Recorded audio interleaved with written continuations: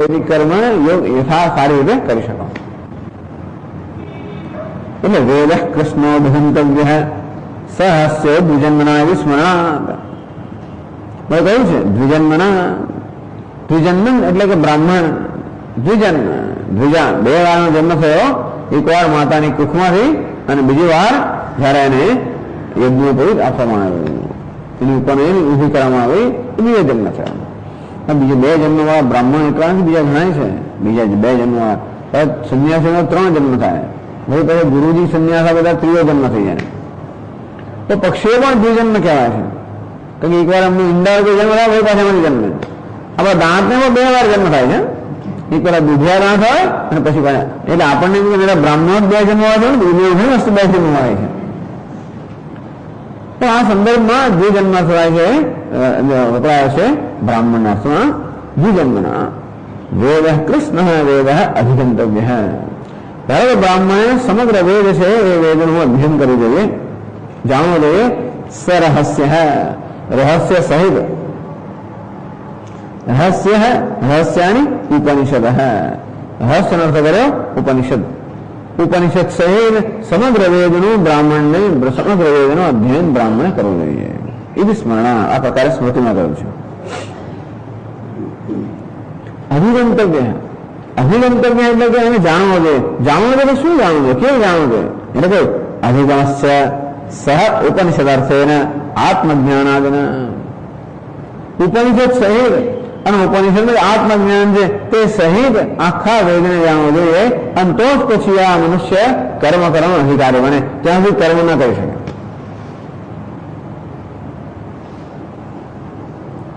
એ જ કહે વિદ્વાન યજતે વિદ્વાન યાજયતિ. આ વિદ્વાન યાગ કરે છે, વિદ્વાન યાગ કરાવે છે. વિદ્વાન એટલે જેને જ્ઞાન છે તે વિદુષા કર્મણિકાર પ્રદર્શતે સર્વત્ર અનારતે. બધી જ જગ્યાએ આ વિદ્વાન એટલે કે વેદમાં જે જ્ઞાતા છે એ જ કર્મ અધિકારી છે, એ સર્વત્ર બતાવે છે. આમાં કહેવાનો ભાવ એ છે કે આમાં પ્રધાન છે ગૌણ છે. પ્રધાન કર્મ થયું, જ્ઞાન ગૌણ થયું. જ્ઞાન પ્રાપ્ત કર્યા પછી કર્મ કરવાનું, એનો અર્થ થયો કે કર્મ મુખ્ય છે. જ્ઞાન કર્મનું અંગ થયું. કર્મ ક્યારે કરી શકો? જ્યારે જ્ઞાન પ્રાપ્ત કર્યું હોય ત્યારે. અને કર્મ અંગી બન્યું, જ્ઞાન અંગ બન્યું. જેમ કે તમે સત્યનારાયણ પૂજા ક્યારે કરી શકો? પહેલા ગણપતિની પૂજા કરો ત્યારે. એ ગણપતિની પૂજા અંગ બની, સત્યનારાયણ પૂજાની અંગ બની. નથી તમારી પૂજા ન થાય, પૂરી ન થાય. અંતર્યાન એમ કહેવામાં આવે કે તમે વૈદિક કર્મ ક્યારે કરી શકો? જ્યારે આ ગ્રંથનું અને એના અર્થનું જ્ઞાન હોય ત્યારે. એનો અર્થ એ થયો એ જે જ્ઞાન છે એ કર્મનું અંગ બન્યું.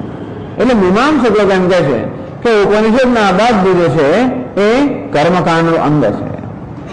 વેદની અંદર મહત્વનો ભાગ હતો કર્મકાંડ. ઉપનિષદ કે જ્ઞાનકાંડનું શું સ્થાન છે? એ તો માત્ર અંગ છે, ઉપયોગી છે, સહકારી છે, ઉપકારક છે. જ્ઞાન એ કર્મનું ઉપકારક છે. ઉપનિષદ પ્રયોજન ભૂતેન આત્મવિજ્ઞાન સહૈવ વેદાર્થાવગમો ગુરુકુલે સંપાદનીય હતી. આમાંથી એવું જાણે છે કે જયારે વિદ્યાર્થી ગુરુકુળમાં હોય ત્યારે જ આત્મજ્ઞાન જે ઉપનિષદનો વિષય છે આત્મજ્ઞાન પ્રાપ્ત કર્યા પછી જ ગુરુકુળમાં જવું જોઈએ. હું આત્મજ્ઞાન અંદર સુધી આવ્યો પણ એટલે એ લોકો એમ માને છે. વિદ્વાન યજતે વિદ્વાન યાજયતિ એવું પણ કહ્યું છે વેદમાં કે વિદ્વાન યજતે. જે વિદ્વાન છે અર્થાત જેને જ્ઞાન છે એ યજ્ઞ કરે, એ યજ્ઞ કરાવે. આ રીતે બધી જગ્યાએ જેને જ્ઞાન છે વેદનું એ જ કર્મ અધિકારી છે, એ બહુ સ્પષ્ટ છે. અર્થાત જ્ઞાન કર્મંગ છે એ સ્પષ્ટ છે.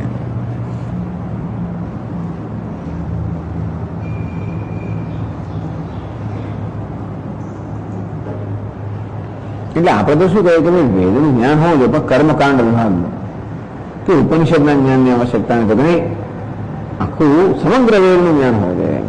ઉપનિષદનું જ્ઞાન પણ આ કર્મ માટે અંગ જ છે, ઉપકારક છે. એ ઉપરાંત આગળ છે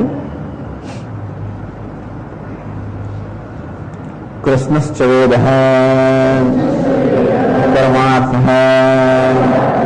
इति मन्यन्ते केचित्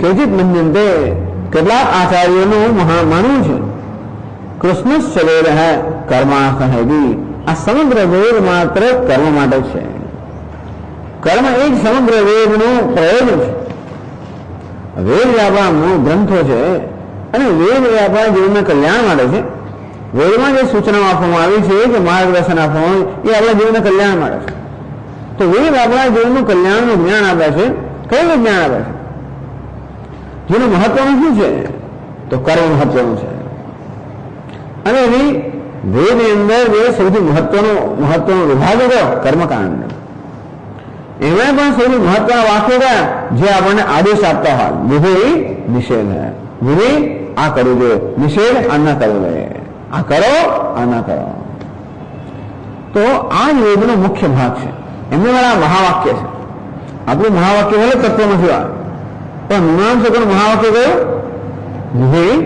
વિધિ વાક્ય એના માટે મહાવાક્ય છે આમ કરું આમ કરો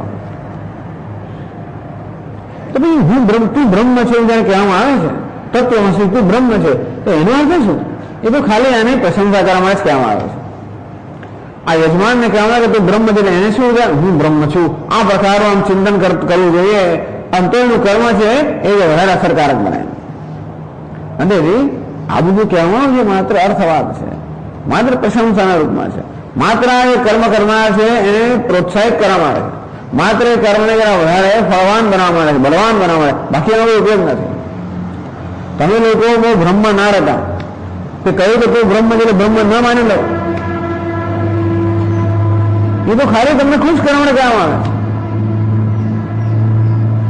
જેમ તું ઇન્દ્ર છે આવું કહેવા કે આપણે માની લઈએ અર્થવાદના ઘણા વાક્ય છે તો આ વાક્ય પણ અર્થવાદના છે મહત્વના વાક્યો આ કરવું જોઈએ બસ કારણ કે સુખ તો અત્યારે મારો અનુભવ શું છે હું દુઃખી છું અપૂર્ણ છું અલ્પ છું તો ખાલી એનું આત્માનું જ્ઞાન પ્રાપ્ત કરેલું કોઈ પૂર્ણ થઈ જવાનું છે જ્ઞાનથી તો શું સ્વરૂપ બદલાય ખરું હવે હું જાણું કે મને 2 ફેફસા છે તો શું થઈ ગયું એક રહેવાય છે હા ચાલો બે ડાબી બાજુ જમણી બાજુ એમ છે તો વિચિત્રતા ટૂંકમાં આવું જાણવું તો શું પેન્ક્રિયાસ છે સારી વાત છે જે વસ્તુ છે એ જાણવા વિશે થવાનું છે જે નથી એ પ્રાપ્ત કરવાનું કલ્યાણ થાય જે સંપત્તિ નથી એ પ્રાપ્ત કરવું સુખનું સાધન નથી એ પ્રાપ્ત કરવું બસ સુખ મળે જે છે એના જ્ઞાન શું મળે સૂર્યનો ઉદય થયો એ શું થવાનું એટલે ટૂંકમાં એને બીજું ફેર પડવાનો હતો આપણા જીવનમાં ફેર ક્યારે પડે આપણે ઉદ્યમ કરીએ પ્રયત્ન કરીએ પુરુષાર્થ કરીએ કર્મ કરીએ એને કારણે આપણને ધર્મ અર્થ કામ આ બધું પ્રાપ્ત થાય તો જીવન સુખ હોય કે એમને બેસેલા હા જીવન બેસેલું સુખ મળવાનું યાવત જીવન અગ્નિહોત્રમ જુહવાત અમારે જ્યાં સુધી મનુષ્ય જીવન રહે ત્યાં સુધી અગ્નિહોત્રાદી કર્મ કરવું જ જોઈએ આ કારણે પ્રત્યવાય અને આ પ્રકારે વિધાન કરવામાં આવ્યું જેનો આદેશ કરવામાં આવ્યો એ કર્મ ન કરો તો તમને પાપ લાગે તો દોષના ભાગી થાવ તમારે નરકમાં જવું પડે આ પ્રકારની માન્યતા કર્મ ભગવાને શા માટે હાથ પગ આપ્યા છે કર્મ કરવા માટે આપ્યા છે પુરુષાર્થ માટે આપ્યા છે અપ્રાપ્તની પ્રાપ્તિ કરવાનું એક સાધન છે કર્મ તો આપણે અત્યારે જન્મ્યા ત્યારે કેવા હતા અબૂધ કયો પ્રયત્ન ના કરતા જ્ઞાન પણ ના મળ્યો હોત આવડત પણ ના આવ્યો કશું ના થયું હોત આપણી શક્તિનો ઉદય ન કરે આપણે કર્મ કામ કરી શકીએ અને કર્મ ના કરી તો આપણે કલ્યાણ ક્યાં થવાનું છે હું કહું છું દુઃખી છું અલ્પ છું અને માટે મારા જીવનું કલ્યાણ કરવા માટે મને અનેક પ્રકારના સુખના સાધનોની આવશ્યકતા છે એ ત્યારે પ્રાપ્ત થઈ કે જ્યારે એ વસ્તુ પ્રાપ્ત કરવાનો યોગ્ય પ્રયત્ન કરો ગમે તેમ પ્રયત્ન કરો નહીં પાછો જે વસ્તુ પ્રાપ્ત કરવી હોય એ પ્રાપ્ત કરવાનો યોગ્ય સાધન હોય એ સાધન આપણે એનું અનુષ્ઠાન કરવું જોઈએ આમ સ્વર્ગમાં જવું હોય તો અમુક પ્રકારનો યજ્ઞ કરવો જોઈએ પુત્રની પ્રાપ્તિ કરવી એ પ્રકારનો યજ્ઞ કરવો જોઈએ પછી ધન સંપત્તિ પ્રતિષ્ઠા એ પ્રકારનો કરવો જોઈએ દરેક વસ્તુમાં અનુષ્ઠાન છે સ્વામીજી આ રામચરિત માનસ એમાં કેટલાક સંકુટ છે તુલસીદાસે સિદ્ધ કરેલા છે. એનું તમે અનુષ્ઠાન કરો તો જરૂર તમારે જે ઈચ્છા હોય પૂરું થાય. બધું છે રામાયણ માટે પણ, વાલ્મીકી રામાયણ માટે પણ અમુક અમુક પેલા ગ્રંથ, એની અમુક અમુક પેલા શ્લોકો છે, અમુક વિભાગો છે, અહીંથી માં એ સુધીનું આટલું તમે બરોબર સંપુટ સાથે વ્યવસ્થિત એનું જો તમે અનુષ્ઠાન કરો આટલા હજાર કે લાખ વાર તો આવક પ્રાપ્ત થાય. થતું હોય ગણેશ અથર્વશીર્ષ 1000 વાર કરો, હનુમાન ચાલીસા 100 વાર કરો, ઘણું ફળ છે. ટૂંકમાં આવું કરો કઈ થાય ને, બેસેલ થવાનું. અને કર્મ એ જીવનનું કલ્યાણ કરવાનું પ્રધાન સાધન છે. જ્ઞાન ન હોય એમ નહીં કહેતા, જ્ઞાન હોવું જોઈએ જેથી આપણે વ્યવસ્થિત રીતે કર્મ કરી શકીએ. બસ. તો જ્ઞાનનો શું જેનો ઉપયોગ છે? આ જે આપણે જ્ઞાનેન્દ્રિયો છે ને કર્મેન્દ્રિય પ્રધાન કયો? જ્ઞાનેન્દ્રિય પ્રધાન છે. હાથ પગ જે છે એ પ્રધાન છે, એની કર્મ થાય, પુરુષાર્થ થાય. તો આપણે જ્ઞાનેન્દ્રિય આપે છે, મન બુદ્ધિ આપે છે, જ્ઞાનના સાધન આવે છે. અને શું ઉપયોગ? એ ઉપયોગ જેથી આપણે આવશ્યક જ્ઞાન પ્રાપ્ત કરી શકીએ, અંદરથી આપણે કર્મ વ્યવસ્થિત કરી શકીએ. કુર્વન્યે કરવાણી જીવી વિશે શતમ સમાહ. 100 વર્ષ સુધી કર્મ કરતા કરતા જીવવાની ઈચ્છા કરવી જોઈએ. એથી મન્યંતે કહે છે કે આપણે સામાન્ય માણસો નથી, આ માન્યતા ધરાવનારા મહાપુરુષો છે. આમનાયસ્ય ક્રિયાર્થત્વાત આનર્થક્યમ અતદર્થાનામ. આ વેદની અંદર પણ કયા વાક્ય મહત્વના છે? વેદમાં ઘણા વાક્યો હોય, પણ જે વાક્યો સીધે સીધો કર્મનો આદેશ કરે એ જ વાક્ય મહત્વના છે. અથવા તો જે કદાચ સીધે સીધો આદેશ ન કરતા હોય પરંતુ આડકતરી રીતે એ આદેશને મદદરૂપ થતા હોય એ જ વાક્યો અર્થવાન છે. આનર્થક્યમ અતદર્થાનામ. જે વાક્યો કર્મમાં સીધે સીધા કે આડકતરી રીતે મદદરૂપ નથી એ અનર્થક વાક્યો છે. તત્વમસી અહમ બ્રહ્માસ્મિ આવા વાક્યો કેવા છે? એ સીધી કે આડકતરી રીતે કર્મ ઉપયોગ નહીં, પણ અનર્થક છે. ટૂંકમાં નિરર્થક છે, એ કોઈ પ્રકારનો પ્રયોજન સિદ્ધ કરતા નથી. એવું તમે પ્રમાણ કરીએ છીએ. આ કેવા છે? અર્થવાન છે. જે વસ્તુ છે એનું જ્ઞાન આપવાનું એનું આવે છે. આનર્થક્યમ અતદર્થાનામ ઇતિ. અને એ જૈમિની ઋષિએ કહેલું છે. અને એ જૈમિની ઋષિએ આપણા જેવી રીતે બ્રહ્મસૂત્ર છે તેવી રીતે એમણે મીમાંસા સૂત્રોની રચના કરી છે. અને આપણે જેમ શંકરાચાર્ય ભાષ્યકાર છે તેમ ત્યાં એક શબર સ્વામી ભાષ્યકાર છે, બહુ વિદ્વાન પ્રખર. એમણે કહ્યું છે દ્રષ્ટો હોય તસ્યાર્થ કર્માવોધનમ. શબર સ્વામીમાં કહે છે કે વેદનું શું પ્રયોજન છે? તો કર્મનું જ્ઞાન આપવું એ વેદનું પ્રયોજન છે. આમ કર્મ એ વેદનો મુખ્ય વિષય છે. અને વેદ એ આપણા જીવનનું કલ્યાણ કરવાનું સાધન પ્રતિપાદન કરતું હોય છે. અને માટે એ વેદ નક્કી થાય છે કે કર્મ એ આપણા જીવનનું કલ્યાણ કરવાનું મુખ્ય સાધન છે.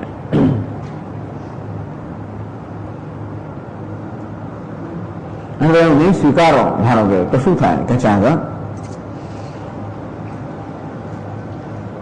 કર્મભ્યશ્ચેદ પરમ શ્રેયઃ ન અવાપ્યતે વેદઃ અનર્થક સ્યાદ.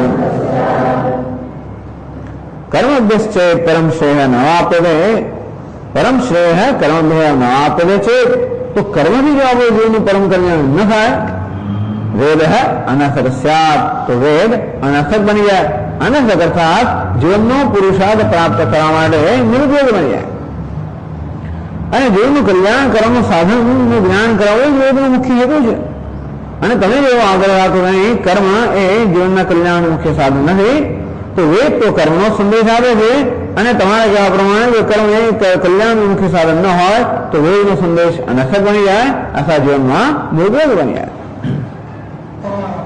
વિલંબ બની જાય. હવે કહીએ તો ના એવું ના કહે છે. સ્વાધ્યાય અધ્યેતવ્ય એવું કહેવામાં આવ્યું છે કે દરેક મનુષ્ય પોતાની જે દરેક જણ કોઈને કોઈ ઋષિ વગેરે તો કોઈ આ ગોત્ર ન હોય, દરેક જણનો કોઈને કોઈ વેદની શાખાનો સભ્ય હોય હંમેશા. ટૂંકમાં એ ઋષિ જે વેદની શાખાના પ્રવર્તક હોય એ શાખાના આપણે એ શાખા આપણી હોય શાખા. અને તો જે ગોત્રમાં આપણે હોય કે જે કુળમાં આપણે હોઈએ એ ઋષિ જે શાખાના પ્રવર્તક હોય કે જે શાખાના અનુયાયી હોય એ શાખા આપણે બની જાય અને વેદ એ શાખાનું પોતાની શાખાનું અધ્યયન બધા કરવું જ જોઈએ. હવે વિધિ આપણે આવો વિધિ ક્યારે કરવામાં આવે, આવો આદેશ ક્યારે કરવામાં આવે? એથી જયારે આપણા જીવનમાં કોઈ કલ્યાણ થતું હોય તો જ ને. આપણને કોઈ આપણે હિતેચ્છ જયારે કામ કરો તો શેનું એવું કે જેથી આપણે તો હિત થતું હોય, આમ ગમે તેમ કે બધા ના થાય. તો વેદ વ્યવહાર છે ને બધાના હિતેચ્છુ છે. કે શંકરાચાર્ય મહારાજ કે હજારો સેંકડો કે હજારો માતા પિતાઓથી વધારે ચડીને પણ વધારે આ શ્રુતિ આપણી હિતૈષણી છે. એવું હોવાને કારણે વેદ કે આપણા હિતમાં હોય. વેદમાં કહેલું છે કે દરેક જણાએ વેદનું અધ્યયન કરવું જોઈએ. એનો અર્થ એ થયો કે વેદના અધ્યયનથી જીવનનું કલ્યાણ થતું હોવું જોઈએ. વેદનું અધ્યયન કરીએ તો જ આપણને જીવનમાં આપણા જીવનની એ પ્રાપ્ત કલ્યાણનું સાધન છે, સાધનનું જ્ઞાન થાય. અને તેથી વેદ આપણને કર્મનું જ્ઞાન આપે છે. એ જ બતાવે છે કે પહેલા વેદનું અધ્યયન કરવાનો આદેશ કર્યો અને વેદ કર્મનું જ્ઞાન આપે છે. એ નક્કી થાય કે કર્મ આપણા જીવનના કલ્યાણનું સાધન હોવું જોઈએ. આ રીતે નક્કી કરે છે.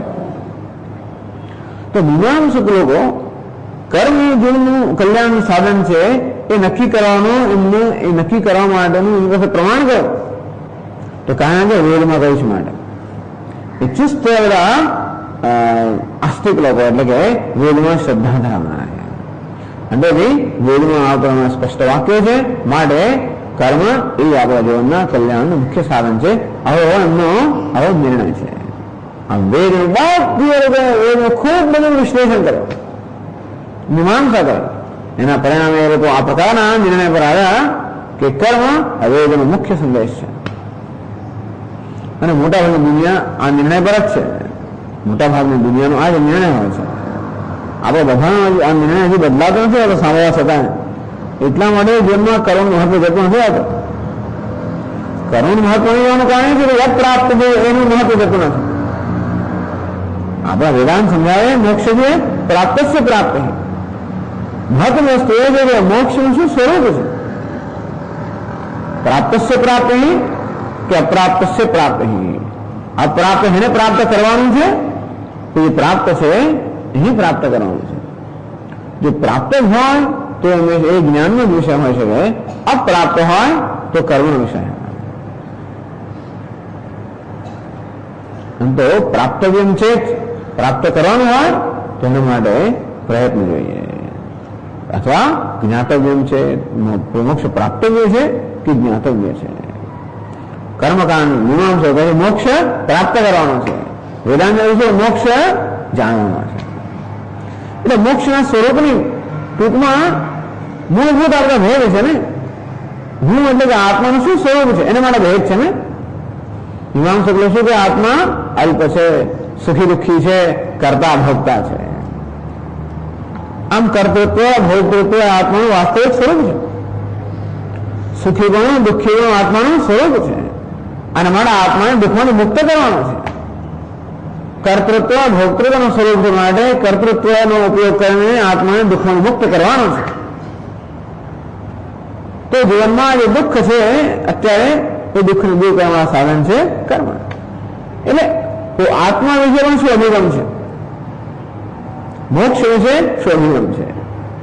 વેદાંતનો અભિગમ છે અહમ બ્રહ્માસ્મિ, આત્મા બ્રહ્મ છે, નિત્ય શુદ્ધ બુદ્ધ મુક્ત છે. એ હોવાના કારણે શુદ્ધિ કે બુદ્ધિ કે મુક્તિ એ પ્રાપ્ત કરવાની વસ્તુ નથી, એ નિત્ય પ્રાપ્ત છે.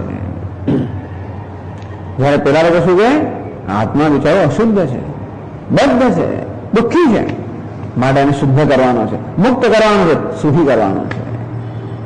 આમ શુદ્ધિ શુદ્ધત્વ બુદ્ધત્વ મુક્તત્વ એ કહે અપ્રાપ્ત છે એને પ્રાપ્ત કરવાનું છે. આ મોક્ષ અપ્રાપ્ત હોત તો કર્મનું સાધન બન્યું હોત, પણ વેદાંત કારણે મોક્ષ નિત્ય પ્રાપ્ત છે અને માટે જ્ઞાનનું સાધન છે. આ મોક્ષના સ્વરૂપ એ મોક્ષના સ્વરૂપ નિર્ણય કરે આત્માના સ્વરૂપ નિર્ણય થાય. એ લોકો વેદને પ્રમાણ આપણે વેદને પ્રમાણ નથી માનતા, આપણે વેદનું પ્રમાણ માનીએ છીએ. તો વેદને કયા વાક્યનું પ્રમાણ માનવા? સ્વર્ગકામો જ્યોતિષ્ઠોમેન યજેત, સ્વર્ગની કામના કરનારે જ્યોતિષ્ઠોમ યાગ કરવો જોઈએ એ પ્રધાન વાક્ય છે. ટૂંકમાં અમુન્યવેદ આ કરવું જોઈએ, આ કરવું જોઈએ. એ પરથી આપણે લાગે છે કે મનુષ્ય કેવો છે અને કામના ધરાવનારો છે. કામના કોણ ધરાવનારો હોય? જે અંદરથી અધૂરો હોય. આ મનુષ્યના અધૂરાપણાનો એક વાર સ્વીકાર કરે છે અને એટલા માટે જ આ બધા આદેશો આપે છે ને, એટલા માટે આ કર્મના પણ આદેશ આપે છે ને. જો આપણામાં અધૂરોપણો હોય તો શા માટે આપણે કર્મ કરવાનું કહ્યું હતું? મારા આત્મા અધૂરો છે, એને પૂરો કરવાનો છે. હવે અમને નિર્ણય છે સમગ્ર વેદના અધ્યયન પછી. આપણે તો ઉપનિષદ તો વેદનો બહુ નાનકડો અંશ છે, કર્મકાંડ જ મોટો અંશ છે. અંતે વેદાંત શું કે નાનકડો ઉપનિષદ અંશ છે એ મુખ્ય પ્રમાણ છે. એમાં કહ્યું છે તત્વમસી, તું બ્રહ્મ છે. અયમ આત્મા બ્રહ્મ, આ આત્મા બ્રહ્મ છે, એ પ્રમાણ છે. હવે એક વાર કહે છે કે તને સ્વરની ઈચ્છા હોય તો આ કર્મ કર, અને બીજી જગ્યાએ કહે છે તું બ્રહ્મ છે. કયું સાચું? પેલા કે પહેલાનું સાચું, આ બ્રહ્મ છે એ તો તમે ખુશ કરવા માટે કહે છે. અને મુખ્ય વાક્ય કયું? આ વસ્તુની જરૂર હોય તો આ કર્મ કરવા. અને આપણા પોતાના અનુભવની સંગત છે ને, વાત સાચી જ છે ને. હું તો અધૂરો જ છું, હાલ તો છું, અને માટે એ આપણને બરોબર સ્પર્શી જાય. પેલું સ્પર્શતો જ નથી. રોજ 10 વાર સાંભળીએ કે તું બ્રહ્મ, એ સ્પર્શતો જ નથી. જયારે કહેવામાં કે આમ જોયું છે કામ કરો, તરત સ્પર્શી જાય.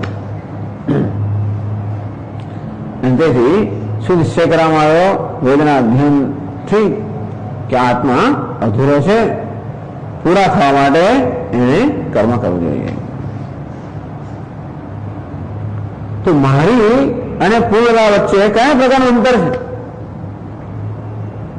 અધૂરો તો હું છું, તો અધૂરો એટલે હું અને પૂર્ણતા વચ્ચે કયા પ્રકારનું અંતર છે? પેલા એવું કહે કે દેશનું અંતર છે, કાળનું અંતર છે અને વિશેષતાનું અંતર છે. અહીં નહીં, દેશ વિશેષમાં જવું જોઈએ, સ્વર્ગમાં જવું જોઈએ. અત્યારની મૃત્યુ પછી જો કાળ, અને આ ઉપાધિ નહીં તો વિશેષ ઉપાધિ પ્રાપ્ત કરી દેવું જોઈએ, તો તમે પૂર્ણ થાઓ. હિન્દુ કરવા માટે કર્મ સાધન છે, કર્મ ઉપાસના. જયારે વેદાંત શું કહે કે નહીં, અહીં જ અત્યારે જ, અને જેવો છે તેવો જ મુક્ત છે. જેવો છું તેવો કશું ફેરફાર કરો, કોઈ પ્રકારનો ફેરફાર કર્યા એ માનેવાની વાત તો નથી. તો જયારે હું મારો વિચાર કર્યો ત્યારે કેવો મારો વિચાર કરવા માંગુ જ નહીં. મારા વિશે વિચાર કરીને મને જે ત્રાસ થાય છે કે હું આવો છું ને આવી છું, તો આ માનવું બહુ મુશ્કેલ છે ને. તો ભ્રમની કેવી અસર થઈ શકે કે આવું આપણે અનુભવીએ છીએ, એ અનુભવ સાચો છે કે પછી ભ્રમ છે? મને અધૂરો અનુભવ થાય છે, હું અધૂરો છું માટે થાય છે, કે પછી એ ભ્રમ છે? પેલા એવો કહે કે હું અધૂરો છું માટે અધૂરો અનુભવ થાય, તો કેમ અનુભવ થાય? આપણે કહે કે નહીં, કોઈક અનુભવ થયો એનો અર્થ એ નહીં કે યથાર્થ અનુભવ છે. ભ્રમ હોય તો પણ એવો જ અનુભવ થાય, એવું જ લાગે, એવી જ લાગણી જન્મે. ખરેખરો સાફ હોય તો પણ એવી લાગણી જન્મે, કે ખોટો સાફ હોય તો પણ એવી લાગણી જન્મે. તો સાચો સાપ છે, ખોટો સાપ છે. મીમાંસકો ક્યાં સાચો સાપ છે, વેદાંત ને એવું ક્યાં ખોટો સાપ. ત્યાંથી શરૂ થાય છે બધી આ બધી ખ્યાતિ વાત, ત્યાંથી શરૂ થાય છે. મૂળભૂત ભેદ છે આ બધા. વેદાંત છે ને બધા કે આ સાચો છે, અને ખોટો કહેનારા હોય તો જુદી જગ્યાએ જુદી રીતે ખોટો કહેનારા છે. ખોટો પણ કયા પ્રકારનો ખોટો એવડો મહત્વનું છે. વસ્તુ ખોટી છે તો કેવા પ્રકારની ખોટી છે નહીં, એવું નથી કહેતા કે નથી જ, છે જ એમ પણ નથી કહેતા. કે વેદાંત ખોટું પણ એવા પ્રકારનું છે. કયા પ્રકારનું ખોટું છે એટલે સમજવાનું જરૂર છે. એટલે બધા લોકો બહુ ઊંચવાયેલા છે, અનુભવની સત્યતા આપનારા બધા લોકો બહુ ઊંચવાયેલા છે. તો આ અનુભવ જ્યાં આપણે કહીએ છીએ એ ભ્રમ છે. તો એ ભ્રમ હોય તો ઉપનિષદ એ પ્રધાન બને, મુખ્ય પ્રમાણ બને. તો શા માટે કર્મકાંડ આપણે કર્મની સૂચના કેમ આપવામાં આવે છે? કારણ કે હજી ઉપનિષદના ઉપદેશ માટે તૈયાર થયો નથી, એટલા માટે. હજી એનો વૈરાગ્ય જન્મ્યું નથી. અને ત્યાં સુધી તમે છોડી દેવાનું કહો તો બિચારો હું ભ્રષ્ટ થઈ જાય. અને માટે આ જોડે છે આ કર્મકાંડ, ફલાણા છે પેલું કર્મકાંડ. તો કર્મ કર, પાછો જોઈએ છે ને પાછું તો પ્રયત્ન કર, યોગ્ય પ્રયત્ન કર, શુદ્ધ સાધન શુદ્ધિ હોવી જોઈએ, પ્રામાણિકતા હોવી જોઈએ, મૂલ્ય હોવા જોઈએ, ઉદ્યમ હોવો જોઈએ. બધું કરીને પછી પ્રાપ્ત કરો. કારણ કે એ તો સમજવાનો જ નથી. એટલા માટે એના માટે યોગ્ય સાધનનું વિધાન કરવું જોઈએ. તો આવો આ મૂળભૂત ભેદ છે તાત્પર્ય નિર્ણયનો, કે વેદનું શું તાત્પર્ય છે. આ વેદના તાત્પર્ય નિર્ણયમાં જ મહાન ભેદ છે પૂર્વ મીમાંસકો વચ્ચે અને વેદાંત ઉત્તર મીમાંસકો વચ્ચે. પૂર્વ મીમાંસકોનો નિર્ણય છે કર્મ એ વેદનો સંદેશ છે, અને વેદાંતિન લોકો એટલે ઉત્તર મીમાંસકોનો નિર્ણય છે કે જ્ઞાન એ વેદનો સંદેશ છે. પેલા એમ કહે કે જ્ઞાન એ કર્મનું અંગ છે, આ લોકો કર્મ જ્ઞાનનું અંગ છે. પેલા જ્ઞાન શેમાં જોઈએ જેથી કર્મ સાથે કરી શકીએ. આ લોકો કર્મ કેમ કરવું જોઈએ જેથી જ્ઞાન પ્રાપ્ત કરી શકીએ. બસ આ ચર્ચાનો મુખ્ય વિષય છે. એ તો ઉત્તર આપવામાં આવે છે.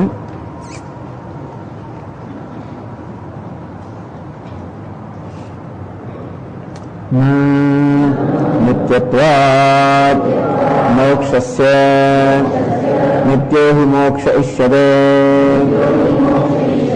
કર્મ કાર્યસ્ય અનિત્યત્વં પ્રસિદ્ધં લોકે કર્મભ્યશ્ચેદ શ્રેયઃ અનિત્યં સ્યાદ તચ્ચ અનિષ્ટં તદ્યથા ઇહ કર્મચિતો લોકઃ ક્ષીયતે ઇતિ ન્યાય અનુગૃહીત શ્રુતિ વિરોધાદ. તો ઉત્તરાર્ધમાં તમારે જે કહ્યું છે કે માત્ર કર્મથી મોક્ષ પ્રાપ્ત થાય તો કે નહીં. નિત્યત્વાદ મોક્ષ, આ મોક્ષના સ્વરૂપમાં જ મૂળભૂત ભેદ છે ને. મોક્ષના સ્વરૂપની સમજમાં જ મૂળભૂત ભેદ છે. નિત્યત્વાદ મોક્ષસ્ય, એને જ મોક્ષ કહેવાય નિત્ય હોય. નિત્ય મોક્ષ છે. દરેક જણ જયારે મોક્ષની નો વિચાર કરે કે મોક્ષ વિશે ચિંતન કરે કે મોક્ષની ઈચ્છા કરે ત્યારે કયા પ્રકારના મોક્ષની ઈચ્છા કરતા હોય. હમણાં મળે તો જતું એનો એટલે મોક્ષ. મુક્ત સ્યાદી પુનઃ સંસાર પ્રસંગાદ. મોક્ષ નિત્ય ના હોય તો મુક્ત એ બાર સંસારમાં આવવું પડે. એ મોક્ષ કોઈ પણ નહીં ઈચ્છે. માણસ મુક્તિ ઈચ્છે. કયા પ્રકારની મુક્તિ ઈચ્છે? દુઃખમાંથી એ શોધન મુક્તિ છે કેટલા 2-5 વર્ષ માટે નહીં તો નહીં, હંમેશ માટે નહીં. ફરી સ્વામી ફરી પાછા નથી આપવો, આ નિશ્ચય છે. ફરી પાછું આમાં આવવું નથી. હવે તો આપણો નિશ્ચય છે એવું છે કે ચાલો થોડી વાર સહન કરી આવે વળી પાસે આમાં આવી ગયું. કોણ આમાં આવવા માંગે? સંઘર્ષ અમારે એટલે સંઘર્ષમાં કોણ આવવા માંગે? એવું નથી કે આપણે ફરી જન્મ્યું નથી. તો સંઘર્ષ કોણ જોઈએ? કળા કોણ જોઈએ? વિશાળ કોણ જોઈએ? એવું તો નથી જોયું ને. સારું ફરી આ એટલે પછી જન્મવું જ નથી મારે. ફરી જન્મની કળા થાય ને એટલે એટલા માટે એને જન્મ ના પાડે. બાકી લોકોને જમવાનો વાંધો નથી. લોકોને વાંધો છે નથી આ સંઘર્ષ, આ દુઃખ, શોક, આ બધો ત્રાસ એ નથી. ફરી આનંદ નહીં આવો એનું નામ સંસાર. તો જન્મે એટલે આવું હોવાનું જ, જેવી સિવાય એનો જન્મે એટલે બધું હોવાનું. જન્મે એટલે બીજું કશું ના હોય તો પણ શરીર ધીમે ધીમે ધીમે ધીમે ધીમે ઉંમર તો વધવાની જ, ધીમે ધીમે ક્ષીણ થવાનું જ, વૃદ્ધાવસ્થા આવવાની જ, વ્યાધિ આવવાનો જ, ઠંડી ગરમી આવવાના જ, સગવડ અગવડ આવવાની જ. કશું ના કરો તો આ તો થવાનું જ ને. એ ગમતું નથી. મૃત્યુ ગમતું નથી, અજ્ઞાન ગમતું નથી, દુઃખ ગમતું નથી. અને બધું આવે ડગલે ને પગલે આવ્યા કરતો હોય છે. એટલે અમારે મોક્ષ જોઈએ. કેવો મોક્ષ જોઈએ? હંમેશ માટે આત્યંત દુઃખ નિવૃત્તિ. કેવા દુઃખની કેવી નિવૃત્તિ? હંમેશ માટેના દુઃખની નિવૃત્તિ. નિત્ય મોક્ષ ઈષ્યતે, હંમેશા જે કોઈ પણ ઈચ્છે એ મોક્ષ કેવો ઈચ્છે હંમેશા નિત્ય હોય, આવ્યા પછી જાય નહીં. વસ્તુ એવી છે કે આવે તો જવાની છે, એવો પણ નિયમ છે. વસ્તુ આવે એ જવાની છે, જે ઉત્પન્ન થાય એનો નાશ થવાનો છે. જેને આપણે શુદ્ધ કરીએ વળી પાછી અશુદ્ધ થવાની છે, વ્યવસ્થિત કરીએ અવ્યવસ્થિત થવાનું છે. હવે નિયમ જ છે, ગમે તે કરો ને રોજ કરાર કરીશું, આમ એમ કર્યું વળી પાછું બદલું, પણ થવાનું છે. આપણે ગોઠવીએ એટલે પછી વળી કઈ અવ્યવસ્થિત થવાનું છે. દરેકનું ગોઠવવાની રીતે જુદી જુદી ને ગોઠવું કોને કહેવાય એનો ખ્યાલ જુદો એક જણ કે આમ મૂકવે ગોઠવું કહેવાય, બીજું કે આમ મૂકવે ગોઠવું કહેવાય. આમ તું કેટલું સરસ લાગે છે. તમારે કઈ એટલે દરેકના અભિપ્રાય જે હોવાને કારણે કોને વ્યવસ્થા કહેવાય, એના બધા અભિપ્રાય જોવા. વ્યવસ્થા કરીએ હવે તો એક વ્યવસ્થામાંથી બીજી વ્યવસ્થા, તો એક વ્યવસ્થામાંથી બીજા વ્યવસ્થા થતી હોય છે. ટૂંકમાં તો સંયોગમાંથી સંયોગ હોય તો વિયોગ થવાનો, આવે એ વસ્તુ જવાની છે, પ્રાપ્ત કરી હોય એ ક્યારેક ગુમાવવાનું છે. સ્વામી મેં તો એવી બરોબર સિક્યોરિટી રાખી છે, કોઈ દાડા મારે જાય જ નહીં, બસ આ સર્વિસ પછી શું, પછી જવાનું ને બધું. ગમે તેવા આપણે હોશિયાર કુશળ કેમ ના હોઈએ, કોઈ કઈ બહુ જાજી કામ લાગતી નથી. આમ જીવનની વાસ્તવિકતાઓ છે.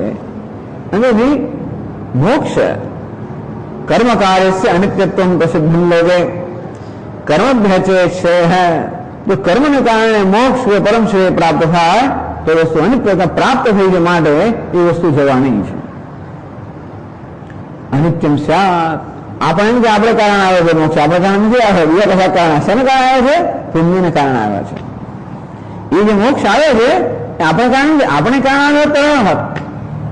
શેને કારણે આવે છે? પુણ્યને કારણે. જ્યાં સુધી મૂડી છે ત્યાં સુધી છે, મૂડી ગઈ વિદાય લઈ લે. વસ્તુ વિદાય લઈ લીધી હોય છે ને, કેમ? એમનું કારણ પૂરું થાય એટલે વિદાય લઈ લે. આપણે ખાલી ભ્રમમાં આવીએ કે આ બધું આપણે કારણે છે, ખબર પડે કે નહીં આ તો મોક્ષ પણ સ્વર્ગ આપણે કારણે નથી આવે, મોક્ષ આપણે કારણે નથી. શેને કારણે? પ્રયત્ન ને પરિણામે જે આપણે પુણ્ય પ્રાપ્ત કર્યું, જે કંઈ વિશેષતા પ્રાપ્ત કરી એ વિશેષતાને કારણે કર્યું છે. પુણ્ય વધે છે એ વિશેષતા પણ વધે. આમ સ્વર્ગમાં આપણે ખાસ ઉપાધિ પ્રાપ્ત કરી હોય અને ત્યાં રહ્યા હોય, રહેતા હોઈએ અને ત્યાં મોજ કરતા હોઈએ, ક્યાં સુધી? જ્યાં સુધી પુણ્ય હોય ત્યાં સુધી. જો પુણ્યનો ક્ષય થવાની તૈયારી થાય કે શરીર અવૈધ જાય, ક્ષણે પુણ્ય મર્દ લોકોનું છે અને ત્યાં જે પડેલું છે એક ક્ષણ પણ ના રહે. એક વાર પછી આ હિસાબ બહુ સરસ આવે, પુણ્ય પૂરું થઈ ગયો વિદાય તરત કરે, ત્યાં સુધી કશું નહીં પાછું. કારણ સ્વર્ગનો નિયમ એવો છે કે 100 વર્ષની ઉંમર રહે, વધારે નહીં ઓછી પણ નહીં. હવે સ્વર્ગમાં 100 વર્ષના આપણે હોઈએ અને તો મુગ્ધ ને મુગ્ધ હંમેશા. પણ એ ક્યારે હોય? છેલ્લી ઘણી 100 વર્ષના હોય એના થાય કે તરત કશું થાય, તરત શરીર હોવું જાય અને તરત મરતે લોકમાં આવી જઈએ. આપણે એમ કે સ્વર્ગ કોને કારણે? મારે કારણે. મારે કારણે ના કે મારી પાસે મૂડી હતી એને કારણે, મારી પાસે વિશેષતા હતી એને કારણે. એ વિશેષતા ગઈ એ વસ્તુ પણ ગઈ. એવું હોય સ્વામી, એવું શું કામ ભગવાન બનાવે? બસ આ નિયમ છે. એવું ના બનાવે તો જગતનું ચક્ર ચાલે જ નહીં. લોકો મને પૂછે, પેલો બાળક છોકરો મને પૂછે, સ્વામી પણ ભગવાન આ બનાવે તો પછી એવું કેમ ના બનાવે? એટલે ભગવાન આવું શું કામ બનાવે? આ ધરતી કેમ શું કામ બનાવે? વાવાઝોડા શું કામ બનાવે? આવું શું કેમ બનાવે? ભગવાને બને તો આવું કેમ બનાવે? સારું છે ને, ભગવાને વિનાશ પણ સર્જેલો છે ને, વિનાશ ના તો કોઈ સર્જન થઈ ના શકે. તો એવું એમ લોકો નવીનતા હોતો જ નહીં જીવનમાં પછી. તો સ્વામી એવું કેમ નહીં કે નવીનતા પણ હોય છતાં કશું ના બદલાય? તો ના બદલાય નવીનતા હોય જ કેમ શકે? ના બદલાય એટલે મારો હાથ આમ નામ શું થાય? આ તું બોલવાનું આપણે મોં ખોલું કંટાળ રહી જાય તો નવીનતા ના તો બદલાય નહીં ને. એટલે એવું જ ભગવાને કર્યું છે. આપણે નવીનતાની પણ ચાહના છે તો પછી આપણે પરિવર્તન માટે તૈયાર રહેવું જ પડે. પરિવર્તન અર્થાત પૂર્વ અવસ્થાનો નાશ અને નવી અવસ્થાનું સર્જન એમાં તૈયાર રહેવું જ પડે. જીવનની વાસ્તવિકતા છે, એમાં કકડાટ કરવાનો અર્થ નથી. તત્ર કા કરી દો ના, હે અર્જુન આ વિષયમાં કકડાટ કરો જરા પણ યોગ્ય નથી. મારે કારણે મારે વિશેષતાને કારણે એમ જ હોય. જેથી ક્યારેક વિશેષતાની આસક્તિઓથી મુક્ત થઈએ તો આસક્તિઓથી મુક્ત કરવા માટે ભગવાન આગળ રચેલું છે. ચાલો, એટલે કોઈ કર્મ છે, શ્રેય અનિશ્ચય છે. તો કર્મનું જે મોક્ષ પ્રાપ્ત થયો હોત એ કેવો હોત? અનિત્ય હતા. કર્મનું કામ પ્રાપ્ત થયું માટે જે પ્રાપ્ત થયું, જે મળ્યું એ ક્યારેક જવાનું, જે સંયોગ થયો વિયોગ થવાનો. કર્મ કાર્ય અનિત્યત્વ પ્રસિદ્ધ લોકે, લોકમાં એટલે આપણા જગતમાં વ્યવહારમાં પ્રસિદ્ધ છે કે કર્મથી જે વસ્તુ પ્રાપ્ત થાય એ અનિત્ય જ હોય. કર્મ પોતે જ અનિત્ય છે.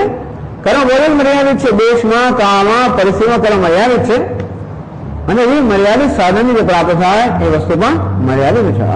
અને મર્યાદિત અર્થાત દેશમાં, કાળમાં અને પરિસ્થિતિમાં મર્યાદિત.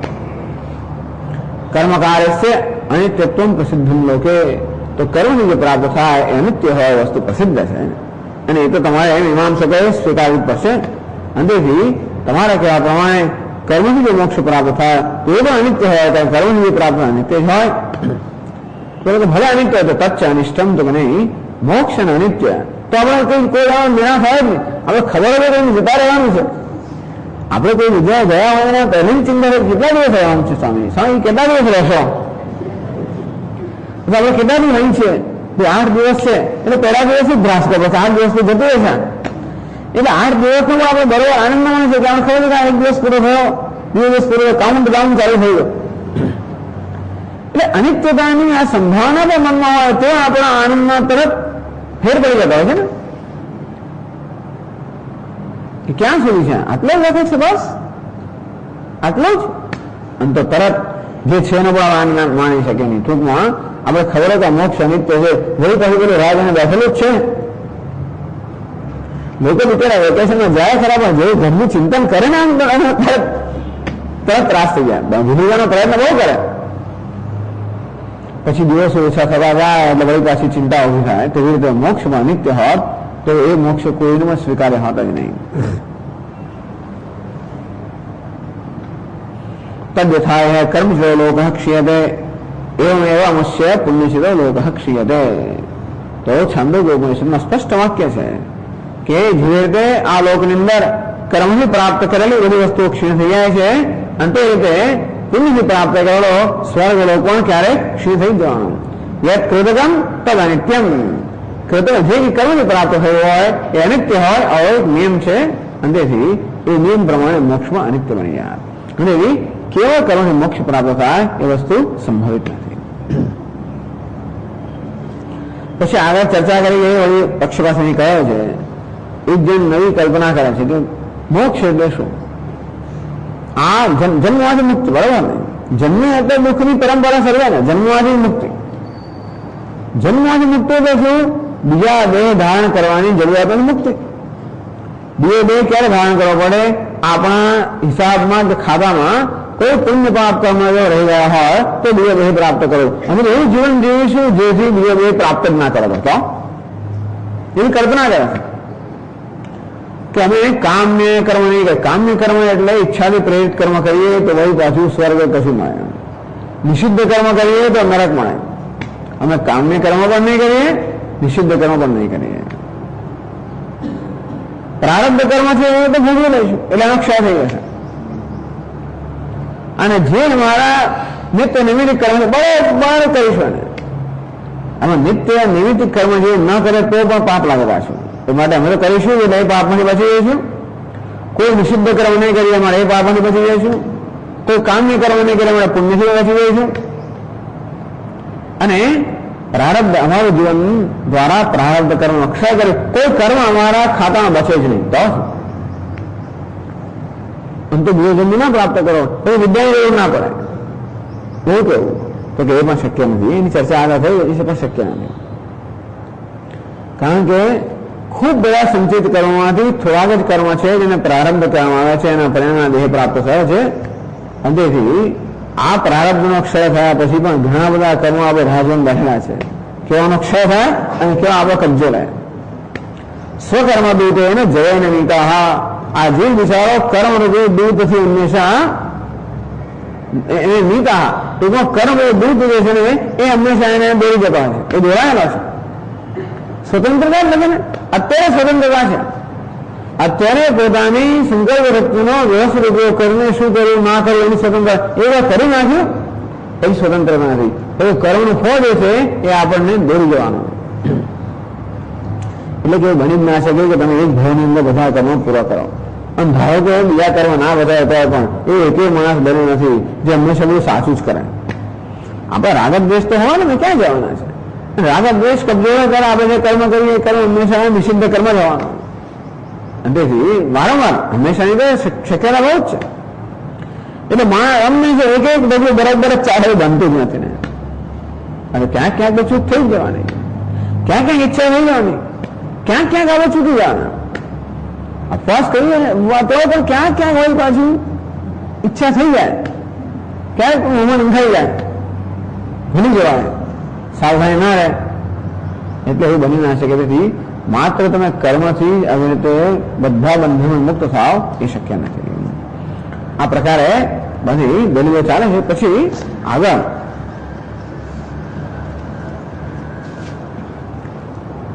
થોડાક પેરેગ્રાફ પછી આવે છે એક બીજો. एवं तर्हि विद्या सव्यपेक्षेभ्यः कर्मभ्यः स्यात् मोक्षः. હવે જડો મુશ્કેલ છે. કયા પાના પર છે તમારે? ગીતા પ્રશ્ન 80મા પાના પર છેલ્લો ફકરો. અને કૈલાસ આશ્રમમાં રત્નમાલા તો બરાબર છે. કૈલાસ આશ્રમ 54મા પાના પર પહેલું જ છે. અને ગીતા પ્રશ્ન 80મા પાના પર છેલ્લો પેરેગ્રાફ. રત્ન પ્રવાહમાં 74મા પાનું. અને આ પાછું મહેશ વિજયનો 430મું પાનું. હવે પાછું કોઈ બીજ આપણે બધા લોકો રાખતા હોય છે, એનું બીજું પાનું હશે પાછું. અને ધારો તો આપણે રાખતા જ નથી, બધાનો સવાલ નથી આવતા.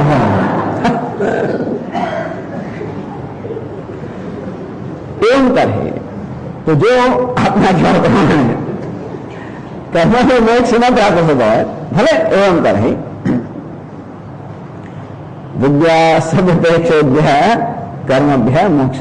તો ચાલો તમે એમ કહીએ છીએ કે એકલા કર્મ મોક્ષ પ્રાપ્ત ન થતો હોય તો વિદ્યા સદપેક્ષેભ્ય, વિદ્યાથી ઉપકૃત વિદ્યાને ઉપકૃત થયેલા કર્મથી મોક્ષ પ્રાપ્ત થાય. એવું કેમ નહીં? ટૂંકમાં એકલા કર્મમાં મોક્ષ પ્રાપ્ત કરવાની શક્તિ ના હોય. તમારે એમ કહેવાનું છે કે બ્રહ્મ વિદ્યા પ્રાપ્ત કરો પછી કરવાની એક શક્તિ વધી જાય છે. ટૂંકમાં ઘણી વાર વસ્તુનું સ્વરૂપ બદલાઈ જાય. એટલો આપણે લઈએ એના કરતા જે અસર થતી હોય એના કરતા કસાયની સાથે અસર ઘણી વધી જતી હોય છે. દ્રષ્ટાંત આપે છે. એટલે આ પક્ષ છે એવં તર્હિ વિદ્યા સદપેક્ષેભ્ય કર્મભ્ય સ્યાત મોક્ષ. તો પછી અમે એમ કહીએ છીએ કે વિદ્યાથી ઉપકૃત જે કર્મ છે એના વડે મોક્ષ પ્રાપ્ત થાય. એ આગળ સમજાવે છે. વિદ્યા સહિતાનામ ચ કર્મણામ ભવેદ કાર્યાંતરારંભ સામર્થ્યમ યથા સ્વતઃ મરણજ્વરાદિ કાર્યારંભ સામર્થ્યાનામપી વિષદધ્યાદીનાં મંત્રશર્કરાદિ સંયુક્તાનાં કાર્યાંતરારંભ સામર્થ્યમ એવં વિદ્યા સહિતૈઃ કર્મભિઃ મોક્ષઃ આરભ્યતે ઇતિ ચેદ. એટલે ચાલો આપના કહેવા પ્રમાણે કેવલ કર્મથી મોક્ષ પ્રાપ્ત ન થાય અમે સ્વીકાર્યો હતો કે કર્મથી જે કંઈ પ્રાપ્ત થાય અનિત્ય હોય અને કેવલ કર્મથી મોક્ષ પ્રાપ્ત ન થાય. ચાલો સમજ્યા. પણ જો કર્મને બ્રહ્મ વિદ્યા સહાયક જે હોય તો કર્મનું આખું મહત્વ બદલાઈ જાય, કર્મ મહિમા બદલાઈ જાય છે.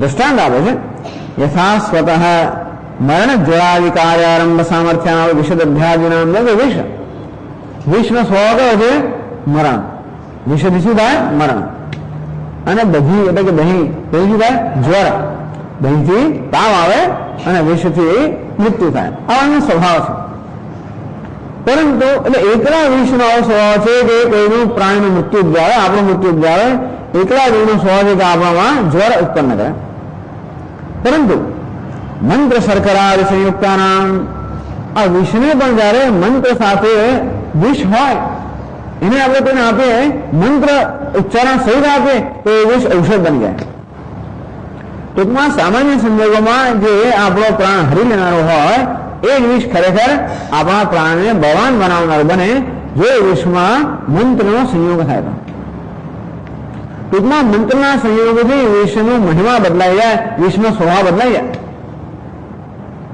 દહીં કહ્યું છે દહીં પણ એકલું લો તો તમને તાવ આવે તમે સાકર મેળવો કે ગોળ મેળવો અને એ તમે લો તો એ આપણને પુષ્ટિ કરનારું નીવડે હવે બધા આયુર્વેદના નિયમ પરંતુ નિત્ય મોક્ષને પ્રાપ્ત કરવાનું સાધન બને એટલે વિદ્યા સહિતાનામ ચ કર્મણામ ભવે કાર્યાંતરારંભ સામર્થ્યમ બ્રહ્મ વિદ્યાને કર્મ વૈદિક કર્મ સાથે મેળવવામાં આવે ત્યારે કર્મનું કંઈક સ્વરૂપ બદલાઈ જાય છે અને કર્મ જે સામાન્ય અનિત્ય ઉત્પન્ન કરનારો છે એ નિત્ય મોક્ષ ઉત્પન્ન કરનારો બને છે એવું કેમ ન બને एवं एते विद्या सहित ही कर्म भी मोक्ष आरभ्य आ रीते विद्या सहित कर्म थी मोक्ष नो आरंभ थाय भले मोक्ष कर्म थी न प्राप्त थाय तो विद्या सहित जो मोक्ष कर्म हो एनो मोक्ष प्राप्त करવાનું સામર્થ્ય છે जो मंत्र सहित विश्व આપણને આપણો રોગ દૂર કરવાનું સામર્થ્ય છે કે શર્કરા સહિત દહીંમાં જેવી રીતે આપણને પુષ્ટિ આપવાનું સામર્થ્ય છે અને તે રીતે બ્રહ્મ વિદ્યા સહિત કરવામાં મોક્ષ નિત્ય મોક્ષ અપાવવાનું સામર્થ્ય છે એવું મારે કહેવું છે આ કયો પક્ષ થયો કર્મ અને જ્ઞાનનો સમુચ્ચય કર્મ અને જ્ઞાનનો સંયોગ આ પ્રકારનો પક્ષ છે એનાથી પ્રાપ્ત થાય કે નહીં આપણે આ ચર્ચા આવતીકાલે આગળ કરશું આનું શું એનું શું કહેવાનો હેતુ છે એની અંદર ઓમ પૂર્ણમદ પૂર્ણમિદં પૂર્ણાત પૂર્ણમુદચ્યતે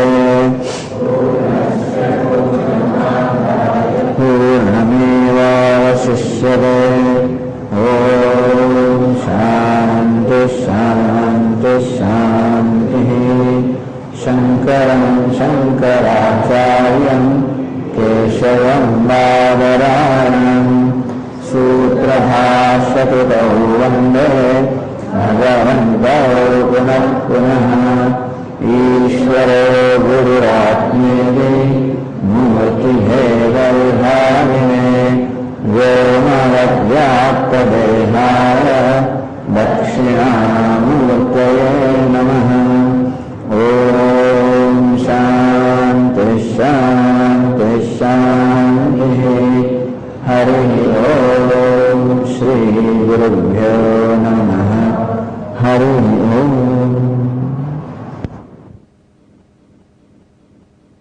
यस्माज्जातं जगत्सर्वं यस्मिन्नेव प्रलीयते येनेदं धार्यते चैव तस्मै ज्ञानात्मने नमः यैरिमे गुरुभिः पूर्वम् पदवाक्यप्रमाणतः व्याख्याताः सर्ववेदान्ताः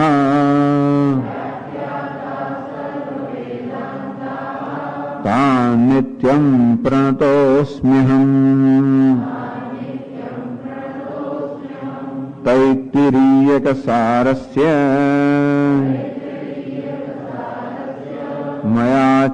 मयाचार्यप्रसादतः विस्पष्टार्थरुचीनां हि व्याख्येयं संप्रणीयते।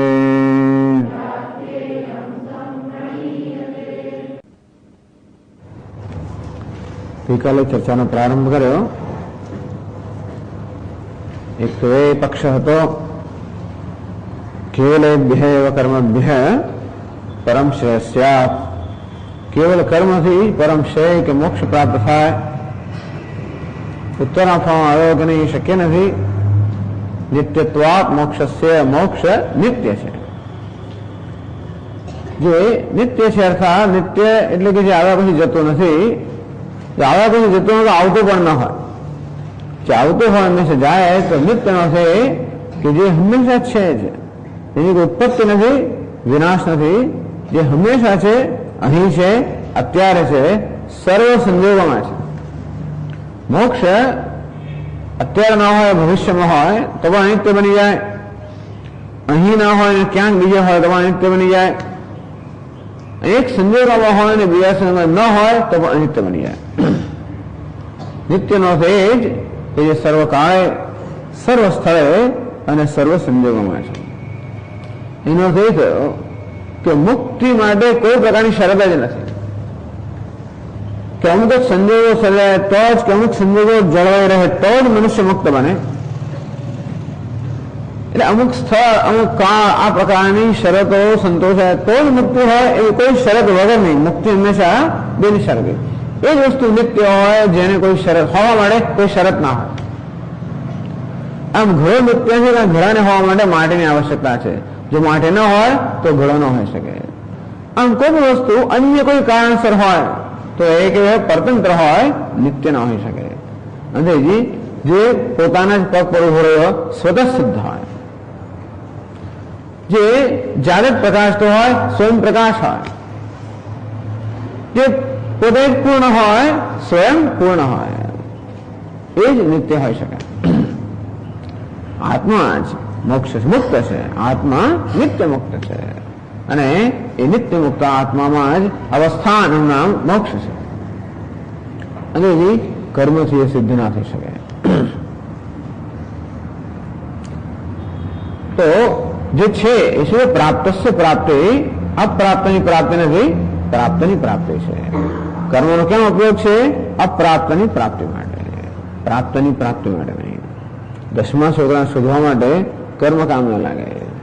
જેટલું શોધીએ એ તો 10મો છોકરો જાણે કે દૂરનો દૂર જ રહે, અને એને શોધવાનું નથી, એને જાણવાનું નથી. ગઈકાલે ચર્ચા કરી એમ બહુ જ મહત્વની વસ્તુ છે. પ્રાપ્તસ્ય પ્રાપ્તિ, નિત્ય મુક્તસ્ય મુક્તિ, નિત્ય નિવૃત્તસ્ય નિવૃત્તિ. જે નિત્ય નિવૃત્ત જ છે એ બંધ, એવા નિત્ય નિવૃત્ત નિવૃત્તિ. જે નિત્ય મુક્ત જ છે એની જ મુક્તિ, નિત્ય પ્રાપ્ત છે એની જ પ્રાપ્તિ. અર્થાત કોઈ પ્રાપ્તિ પણ નથી, નિવૃત્તિ પણ નથી, મુક્તિ પણ નથી. તો ચાલો પછી બીજો પક્ષ લીધો. એવમ તો અહીં વિદ્યા સર્વપેક્ષેભ્ય કર્મભ્ય સ્યાદ મોક્ષ. ચાલો ભાઈ, એકલા કર્મથી આપના કહેવા પ્રમાણે મોક્ષ પ્રાપ્ત ન થાય, કે મોક્ષ નિત્ય છે અને કર્મથી પ્રાપ્ત થતી વસ્તુ અનિત્ય છે. તો અમારું એવું કહેવાનું છે કે વૈદિક કર્મની સાથે જ્યાં બ્રહ્મ જ્ઞાનને ઉમેરવામાં આવે તો કર્મનો મહિમા બદલાઈ જાય છે. ભલે કર્મ સામાન્ય રીતે અનિત્ય વસ્તુની પ્રાપ્તિ કરવામાં હોય, પરંતુ બ્રહ્મ વિદ્યાના સંયોગ સાથે એ કર્મ નિત્ય વસ્તુની પ્રાપ્તિ કરાવનારું બને. જેમ કે વિષ સામાન્ય રીતે મૃત્યુરૂપ આવે, પરંતુ જયારે મંત્ર સાથે સંયોજાય ત્યારે એ વિષ પણ આપણને જીવન પ્રદાન કરનારો નીવડે. દહીં સામાન્ય સંજોગોમાં જ્વર કરનારો હોય, એને શર્કરા કે ગો સાથે સંયોજવામાં આવે તો એ જ નહીં આપણને પુષ્ટિ કરનારું નીવડે. તો એક વસ્તુનો અમુક પ્રકારનો સ્વભાવ હોય તો બીજા સાથે જયારે સંયોજાય ત્યારે સ્વભાવમાં પરિવર્તન આવે. અંતે રીતે ભલે કર્મનો સ્વભાવ હોય કે કર્મ અનિત્ય વસ્તુ ઉત્પન્ન કરે સ્વયં, પરંતુ બ્રહ્મ વિદ્યા સાથે સંયોજાય ત્યારે એ નિત્ય વસ્તુ ઉત્પન્ન કરે, એવું કેમ ન બને? અંતેથી ભલે મોક્ષ નિત્ય રહ્યો છતાં પણ કર્મનો મહિમા બદલાઈ જાય. બ્રહ્મ વિદ્યા સાથે જયારે કર્મ જોડાય એટલે બ્રહ્મ વિદ્યામાં ઉમેરવામાં આવે ત્યારે કર્મનો મહિમા બદલાઈ જાય અને એ કર્મ નિત્ય મોક્ષ પ્રાપ્ત કરાવે એવું કેમ નહીં. વિદ્યા સહિતાનામ ચ કર્મણામ ભવેત કાર્યાંતરારંભ સામર્થ્યમ. વિદ્યા સહિતાનામ કર્મણામ, આ બ્રહ્મ વિદ્યા સહિત જે કર્મ છે એનું સામર્થ્ય બને કે સામાન્ય રીતે અનિત્ય વસ્તુ ઉત્પન્ન કરનારો આ કર્મ નિત્ય વસ્તુની પ્રાપ્તિ કરાવનારો બને એવું કેમ ના હોય. એવં વિદ્યા સહિત કર્મ મોક્ષ આરભ્ય છે. અંતેથી અમારું કહેવું છે કે મોક્ષ અત્યારે પ્રાપ્ત નથી, મોક્ષ પ્રાપ્ત કરવાનો છે અને મોક્ષ નિત્ય પણ છે અને છતાં પણ એ કર્મની પ્રાપ્ત થાય. કારણ કે કર્મને જયારે બ્રહ્મ વિદ્યા સાથે સંયોજવામાં આવે કે બ્રહ્મ વિદ્યા કર્મ ઉમેરાય ત્યારે કર્મનો સ્વરૂપ બદલાઈ જાય કે કર્મનો મહિમા બદલાઈ જાય, કર્મનો પ્રભાવ બદલાઈ જાય. પેલા જે રીતે ગરુડ ભગવાન વિષ્ણુ ગરુડ ઉપર બેસીને આવ્યા શિવજીને મળવા માટે, ત્યારે પેલા સાપ આમ ફૂંફાળામાં આવ્યા, ગરુડ સામે ફૂંફાળામાં આવ્યા. એટલે ગરુડ કે આ તો તમારા સ્વભાવને સ્થાનનું મહત્વ છે, કયા સ્થાન પર ત્યાં દરેક ફૂંફાળામાં છે, નીચે આખી બધી વાત છે. તો જેવી રીતે સાપ જે સામાન્ય રીતે ભાગી જ જાય ગરુડ ને એ પણ ગરુડ ફૂંફાળા ક્યારે મારે જયારે શિવજીના વક્ષસ્થળ પર હોય ત્યારે. તેવું તે કર્મ ભલે ગમે તે સપોરાની સ્વયં પણ બ્રહ્મ વિદ્યા સંયોગ જાય તો એ મોક્ષ પ્રાપ્ત કરવાનું એવું કેમ ના બને. આ બધી દલીલો કરવાનો હેતુ એક જ છે કે એ લોકોને ખાતરી જ છે કે વેદનું તાત્પર્ય કરવામાં જ છે. વેદનો મુખ્ય સંદેશ કર્મ છે. કુર્વન્નેવેહ કર્માણિ જીજી વિશેષ શતમ સમાહા. મનુષ્ય પોતાનું પૂર્ણ આયુષ્ય જીવવાની ઈચ્છા કરવી જોઈએ વિહિત કર્મ કરતા કરતા. એવં તો નાન્ય સહિતોસ્તી ન કર્મ લિપ્યતે નરે. કર્મ તને લેપાયમાં ન કરે એ માટે આ સિવાય તારી પાસે બીજો કોઈ ઉપાય નથી કે વેદની અંદર જે વિહિત કર્મ આવ્યા છે એ કર્મનું તું અનુષ્ઠાન કરે. એટલે આ પ્રકારની એક નિર્ણય છે કે કર્મ જીવનનું કલ્યાણ કરી શકે એટલા માટે જુદી રીતે કર્મને એ લોકો આગળ ધરે છે કે કેવી રીતે કર્મથી પરમ શ્રેયસ પણ પ્રાપ્ત થાય. વેદાંતિનો એકદમ નિશ્ચય છે કે જ્ઞાનથી જ પ્રાપ્ત થાય. એક જણનો એવી સમજ છે કે શ્રેય અપ્રાપ્ત છે ને પ્રાપ્ત કરવાનું છે. આપણો અનુભવ એવો છે ને, આપણો અનુભવ કયો છે કે આપણે અધૂરા છે, દુઃખી છીએ અને પૂર્ણતા કે સુખ પ્રાપ્ત કરવાનું છે. જયારે વેદાંત કે નહીં અધૂરાપનો જે અનુભવ છે કે એ દુઃખનો અનુભવ છે એ સાચો અનુભવ નથી, એ ભ્રમ છે. અને ભ્રમ કરવાનો દુનિયા કોઈ નીકળી જાય. વેદાંત સિવાય પોતાના આવા દુઃખને કે શોકને કે અધૂરપને અપૂર્ણતાને સંસારિત્વને ભ્રમ કહેનારો એક જ છે. બાકી બધા લોકો હંમેશા ભ્રમને દૂર કરવા માટે પ્રયત્નશીલ હોય છે. પાકે છે કે નહીં આ તો ભ્રમ છે. તેથી ભ્રમ કોઈ કર્મથી કે પ્રયત્નથી દૂર ન થાય. ભ્રમ માત્ર એનું કારણ જે વિદ્યા છે કે જ્ઞાન એના નિવારણથી દૂર થાય. માટે જ્ઞાન જીવનમાં પરમ શ્રેયનું સાધન છે. કારણ કે પરમ શ્રેય નિત્ય પ્રાપ્ત છે. બસ આને ધ્યાન રાખીને દલીલો થતી હોય છે. પેલા જે દલીલો કરે એની પાછળ એક કારણ છે અને વેદાંત સિદ્ધાંત દલીલ કરે એની પાછળ આ કારણ છે. તો મૂળભૂત એ લોકોને દ્રષ્ટિબિંદુ સમજે તો એની દલીલ પાછળનો આપણે હેતુ સમજી શકીએ કે કેમ શું કામ કહે કરે સ્વામી શું કામ દલીલ કરે, પણ એની પાછળ આ પ્રકારનો નિર્ણય છે એનો. આમ જીવન વિશે આપણો જે પ્રકારનો નિર્ણય હોય એ જ બધી વસ્તુનું સંચાલન કરે. અરે હું કઈ રીતે વિચારું છું, કઈ રીતે દલીલો કરું છું, કેવા નિર્ણયો લઉં છું, કેવા મૂલ્યો સેવું છું, શું કામ કરું છું, બધું શાના પર આધારિત છે? જીવન વિશે મારો શું અભિગમ છે. બસ એના તરફ અત્યારે ધ્યાન આપવામાં આવે છે કે જીવન પ્રાપ્તિની પ્રાપ્તિ માટે છે, અપ્રાપ્તની પ્રાપ્તિ માટે. એવો જ અભિગમ હોય તો બધી વસ્તુ પ્રત્યેની દ્રષ્ટિબિંદુ અને વ્યવહારિક પ્રકારનો હોય. અને હું અધૂરો છું અને મારે પૂર્ણતા પ્રાપ્ત કરવાની એ પ્રકારનો અભિગમ હોય તો જગત સાથે અને બધા સાથેનો વ્યવહાર દ્રષ્ટિબિંદુ અને વ્યવહાર જુદા જ પ્રકારનો હોય. અરે ઈશ્વર સાથેનો વ્યવહાર જુદા પ્રકારનો હોય. ઈશ્વર પ્રાપ્ત છે, એને પ્રાપ્ત કરવાનો છે તો ઈશ્વર સાથે વ્યવહાર પણ એક પ્રકારનો હોય. ઈશ્વર દૂર છે, એને મેળવવાનો છે, એની સાથે વ્યવહાર જુદા પ્રકારનો હોય. આમ આ જ બહુ મૂળભૂત વસ્તુ છે. વૈરાગ્ય આના પર રચાયેલો છે. વૈરાગ્યનો આ મૂળ પાયો છે. પ્રાપ્ત છે પ્રાપ્ત. નહીં તો વૈરાગ્ય કેવી રીતે હોય? વૈરાગ્યની અપેક્ષા કેમ રાખી શકાય? જે મને અપ્રાપ્ત છે ને પ્રાપ્ત કરવાનું છે એની પ્રત્યે આસક્તિ હોવાની છે, એના પ્રત્યે રાગ હોવાનો છે, અને એના અવરોધ બુદ્ધિ હોય એની પ્રત્યે દ્વેષ હોવાનો છે. અને હું જે જીવનમાં સિદ્ધ કરવા માંગુ છું જો અપ્રાપ્ત હોય તો વૈરાગ્ય પૂર્ણ માત્રામાં શક્ય નથી. જગત પ્રત્યે ક્યારે વૈરાગ્ય હોય, ઉદાસીનતા હોય, નિર્વેદ હોય, જ્યારે એ મને કંઈ આપી પણ ના શકે કે મારું કંઈ લઈ પણ ના શકે. જેટલા પ્રમાણમાં આ સમજ જન્મે એટલા પ્રમાણમાં વૈરાગ્ય જન્મે. જ્યાં સુધી જગતને આપણે કોઈ રીતે ભયનું સાધન માનતા હોઈએ તો વૈરાગ્ય ના હોય. જગત આપણા પર આક્રમણ કરે, આપણે કંઈક લઈ જાય, આપણા માટે ભયનું સ્થાન છે તો વૈરાગ્ય ના હોય. અને જગત કોઈ તમારો ઉપકાર કરશે એ પ્રકારની સમજ હોય તો પણ વૈરાગ્ય ના હોય. વૈરાગ્ય ત્યારે હોય જ્યારે જગત જેવું છે તેવું બરાબર વ્યવસ્થિત છે, ઓર્ડરમાં છે. મારે બદલવાની કોઈ જરૂર નથી. પૂર્ણ થવા માટે જીવનમાં હું જે સિદ્ધ કરવા માંગુ એ માટે જગતને બદલવાની કોઈ જરૂર જ નથી. કશી વસ્તુને કદાચ જો બદલવાની જરૂર હોય તો માત્ર મારી સમજને જ બદલવાની જરૂર છે. વેદાંતનો ઘણા પર ચાલો છે, ક્રિયાયોગ ઘણા પર ચાલો નથી, તો કર્મયોગ આ વસ્તુ પર ચાલો છે. ભગવાનનો કર્મયોગ જે છે એ ક્રિયાયોગ કશું ક્રિયાથી પ્રાપ્ત કરવાનું નથી. ભગવાન જે કર્મયોગનો આપણને ઉપદેશ કર્યો પણ આના પર ચાલો છે. ભગવાન જે કહે કર્મફળ પ્રત્યે આસક્તિ રાખવાની જરૂર નથી. દૂરેણ ક્ષેત્રમ કર્મ બુદ્ધિયોગા ધનંજય બુદ્ધૌ શમન્વિચ્છ કૃપણાઃ ફલ હેતવ.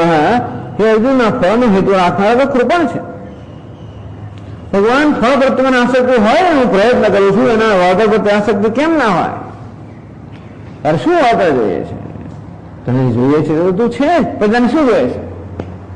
અને જેટલું માંગ્યા કરીશ એટલું તારે દૂરનું દૂર જવાનું છે. એના માટે માંગવાનું બંધ કર. તું કામ શું કામ કરો તો કર્મ કર. અધિકાર છે, તારી ફરજ છે, તારી જવાબદારી છે કે કર્તવ્ય કર્મ કર. અને વળી કશું ના માંગીશ. બહુ કડક વસ્તુ છે, બહુ અઘરી છે. તો ભગવાનના ઉપદેશ પાસે આ દ્રષ્ટિ છે. કારણ કે જે પ્રાપ્ત કરવાનું છે એ પ્રાપ્ત જ છે. ક્ષેત્રજ્ઞ ચાર્યમાન બુદ્ધિ સર્વક્ષેત્રેષુ ભારત. એ ભારત સર્વ ક્ષેત્રમાં હું ક્ષેત્રજ્ઞ છું. તારે શું જોઈએ છે? તો કર્મયોગ શક્ય છે. અને જેટલે અંશે આપણે આ સમજ હોય અને જેટલે અંશે આ સમજ આપણી બની હોય એટલે અંશે કર્મયોગ શક્ય છે. બાકી આપણે કામ કરીએ અને કશા વર્તન અપેક્ષા ના રાખે, શક્ય જ ના બને. જેટલા અંશે આપણે અપૂર્ણતાને સત્યતા આપીએ એટલા અંશે આપણામાં અપેક્ષા રહેવાની જ. તો જેટલા અંશે અપૂર્ણતા ભ્રમ છે એવું મારામાં સ્પષ્ટ થયું હોય એટલા અંશે વૈરાગ્ય, એટલા અંશે હું મુક્ત છું. એટલે આ બધું કહેવાનો આનો હેતુ છે. એવું નથી કે કર્મ સામે કઈ વિરોધ છે કે મીમાંસકો સામે વિરોધ છે ને એકનું ખંડન કરો બીજાનું મંડન કરો, એવું હેતુ નથી. પરંતુ જીવનું મૂળ દૃષ્ટિબિંદુ છે એ કેવી રીતે એમને પ્રદાન કરવું, અને તો જ કરવું ખરું ગૌરવ થાય. જ્યાં સુધી કર્મને માત્ર કશાક વળતરનું સાધન માનવા ત્યાં કર્મનું ગૌરવ થતું નથી ને. કર્મ કેવું બની જાય છે? માત્ર મારી ઈચ્છા પૂરી કરવા માટે એક સાધન બની જાય છે. તો કે નહીં, કર્મનું એથી વધારે ગૌરવ માત્ર તારી યાચના પૂરી કરવાનું સાધન નથી, એ તો ઈશ્વરને ખુશ કરવાનું સાધન છે. કૃપા ફલ હેતવ. માત્ર ફળની ઈચ્છાથી કર્મ કરવાના કૃપા છે. આમ કર્મનું ગૌરવ ભગવાન વધારે છે. કર્મનો ગૌરવ આપણને એમ કે કર્મનો ગૌરવ ઘટી જાય તો નહીં, કર્મનું ગૌરવ વધે છે. કર્મને માત્ર કશું પ્રાપ્ત કરવા માટે યાચના રૂપથી કરવામાં આવે તો કર્મનું ગૌરવ ઘટી જાય. કોઈ વસ્તુ માટે ભોગ રૂપી દેવા માટે કેમ ગૌરવ વધે કે ઘટે? આપણી નજર આની માટે ભોગની નજર હોય તો એનું ગૌરવ વધુ કે ઘટ્યું? ઘટ્યું. આની માટે પૂજ્ય ભાવ હોય તો એનું ગૌરવ વધુ. એમ કર્મ એ મારા વડે ભોગનું સાધન નથી, મારા વડે પૂજાનું સાધન છે, તો કર્મનું ગૌરવ વધે. આ લોકોને ગૌરવ ઘટી જશે. ખરેખર વેદાંત લોકો વસ્તુને સાચું ગૌરવ પ્રદાન કરી શકે, કારણ કે દરેક વસ્તુ માટેની યોગ્ય દ્રષ્ટિ છે. એટલે આ કહેવામાં આવ્યું એવં વિદ્યા સહિત કર્મભી મોક્ષ આરભ્ય રહેલી છે. અને આ રીતે વિદ્યા સહિત વિદ્યાથી ઉપકૃત થયેલું કર્મ, વિદ્યાથી પુષ્ટ થયેલું કર્મ, એનાથી મોક્ષ પ્રાપ્ત થાય એમ કેમ ન બને? તો એનો હવે ઉત્તર આપવામાં છે. આગળ ભાષ્યમાં કહે છે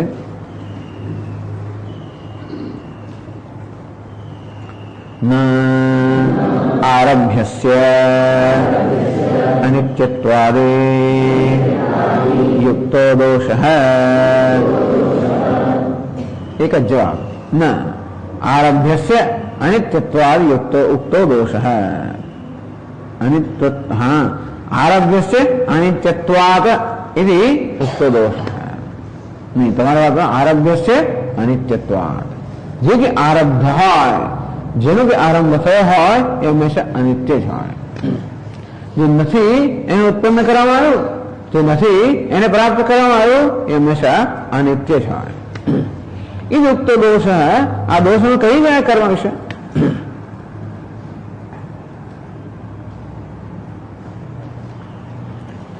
એમણે કહ્યું ખરું કે સહકાર્ય વૈચિત્ર્યાત કાર્ય વૈચિત્ર્યમ.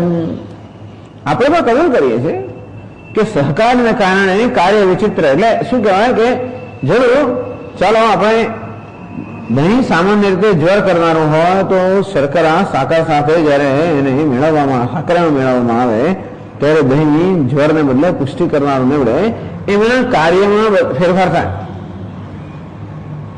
એક વસ્તુ કરતો હોય બીજી વસ્તુ કરી શકે. વિષ પણ મંત્ર સાથે સંયોજાવાથી કદાચ આપણા સ્વાસ્થ્યનું કારણ બને, મરણનું કારણ બદલે. અને તે રીતે કર્મ કંઈક સ્વર્ગ પ્રાપ્ત કરવાનો પડે, બ્રહ્મલોક પ્રાપ્ત કરવાનો પડે. અને છતાં પણ કર્મ જે અનિત્યને પ્રાપ્ત કરાવનારું છે તો અનિત્યને પ્રાપ્ત કરાવનારું છે એ પ્રકારનો ફેરફાર ન થાય. આરભ્યસ્ય અનિત્યત્વાદ. હવે કર્મ જે વસ્તુ પ્રાપ્ત કરાવે એ બહુ ઊંચી હોય એટલે વિદ્યા સાથે મેળવવામાં આવે એટલા માટે, પણ છતાં અનિત્ય તો હોવા નહીં છે. આરભ્યસ્ય અનિત્યત્વાદ. જે આરભ્ય છે, જેનો આરંભ થયો છે એ અનિત્ય છે, એ દોષ તો દૂર થતો નથી. અર્થાત કર્મનો મહિમા ભલે બદલાઈ જાય, કર્મની શક્તિ ભલે બદલાઈ જાય, પણ છતાં કર્મ જે કરી શકે તે જ કરી શકે. એ જે ઉત્પન્ન કરે તો નિત્ય ઉત્પન્ન, અનિત્ય ઉત્પન્ન કરે. યત કૃતકમ તદનિત્યમ. બસ આ એક ન્યાય છે. યત કૃતકમ તદનિત્યમ. જે કંઈ સર્જન કરવામાં આવ્યું છે, જે કંઈ કરવામાં આવ્યું છે એ અનિત્ય છે.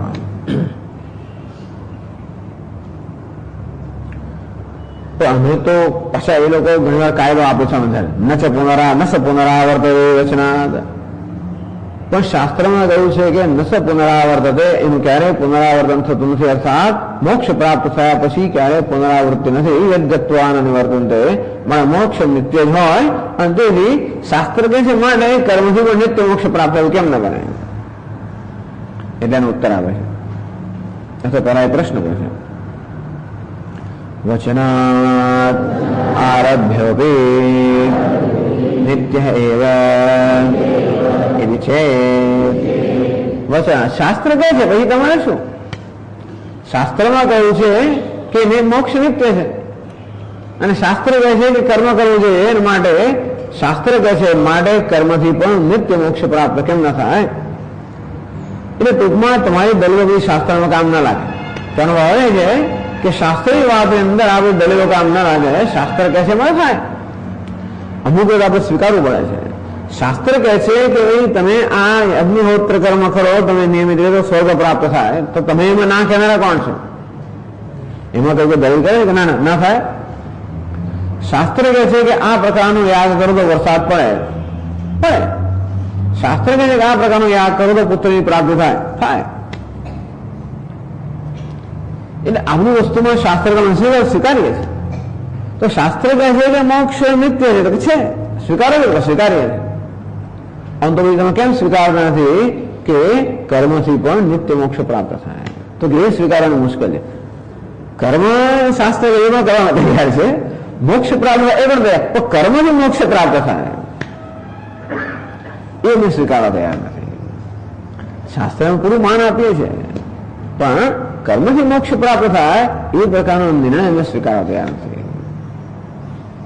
કેમ? ઉત્તર આપે છે, ન જ્ઞાપકત્વાદ વચનસ્ય વચનમ નામ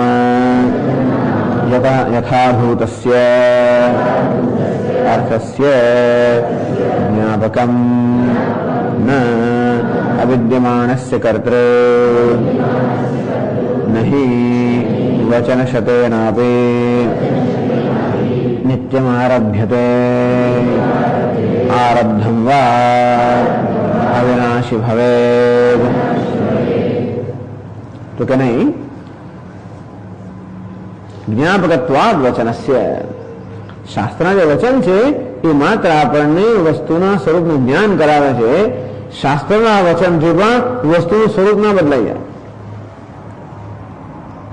એટલે શાસ્ત્ર શું કરે છે?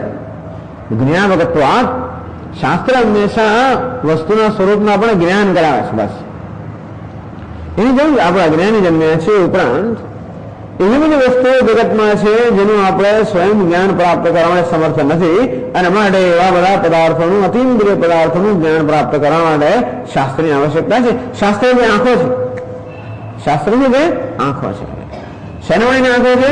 અતિન્દ્રિય પદાર્થોને જોવાની આંખો છે, એનું જ્ઞાન પ્રાપ્ત કરવાની આંખો છે. તો આંખો શું કરે? આંખો હંમેશા જે વસ્તુ છે તે બતાવે. આ ઘડો છે તો ઘડો બતાવે, લાલ રંગ હોય તો લાલ રંગ બતાવે. પણ જે આંખો છે એ ક્યારેય ઘોડાનું સ્વરૂપ ના બદલી શકે. હું ઈચ્છા કરું ઘોડો લાલ બની પીળો બની જાય તો કે ના બની જાય. ટૂંકમાં આંખ એટલે કે ચક્ષુ એટલે કે આપણને જ્ઞાન કરાવવાનું સાધન છે. હંમેશા વસ્તુના સ્વરૂપનું જ્ઞાન કરાવે, ત્યારે વસ્તુનું સ્વરૂપ બદલે નહીં. પ્રકાશ શું કરે? પ્રકાશ હંમેશા અંધકાર દૂર કરીને જે વસ્તુઓ છે એ આપણને દેખાડે. તો પ્રકાશ આવવા માટે બેને બને 4 ખુરશી થઈ ગઈ એવું ના થાય, અથવા ખુરશીનું ટેબલ બની ગયું એવું કોઈ પ્રકાશ ના થાય. આમ જ્ઞાન પ્રાપ્ત કરવાનું સાધન માત્ર જ્ઞાન પ્રાપ્ત કરાવે, એ વસ્તુના સ્વરૂપમાં કોઈ ફેરફાર ન કરી શકે. જ્ઞાપકત્વાદ વચનસ્ય જ્ઞાપકમ નતુ કારકમ, એ જ્ઞાપક છે, જ્ઞાન કરાવનારું છે, કશું ફેરફાર કરનારું નથી. એ સમજાવે છે. વચનમ નામ યથાભૂતસ્ય તસ્ય જ્ઞાપકમ. વચન, વચનનો અર્થ નથી વેદનું વચન. વેદના વચન તો કોઈનું વચન હોય, આપતો વાક્ય હોય.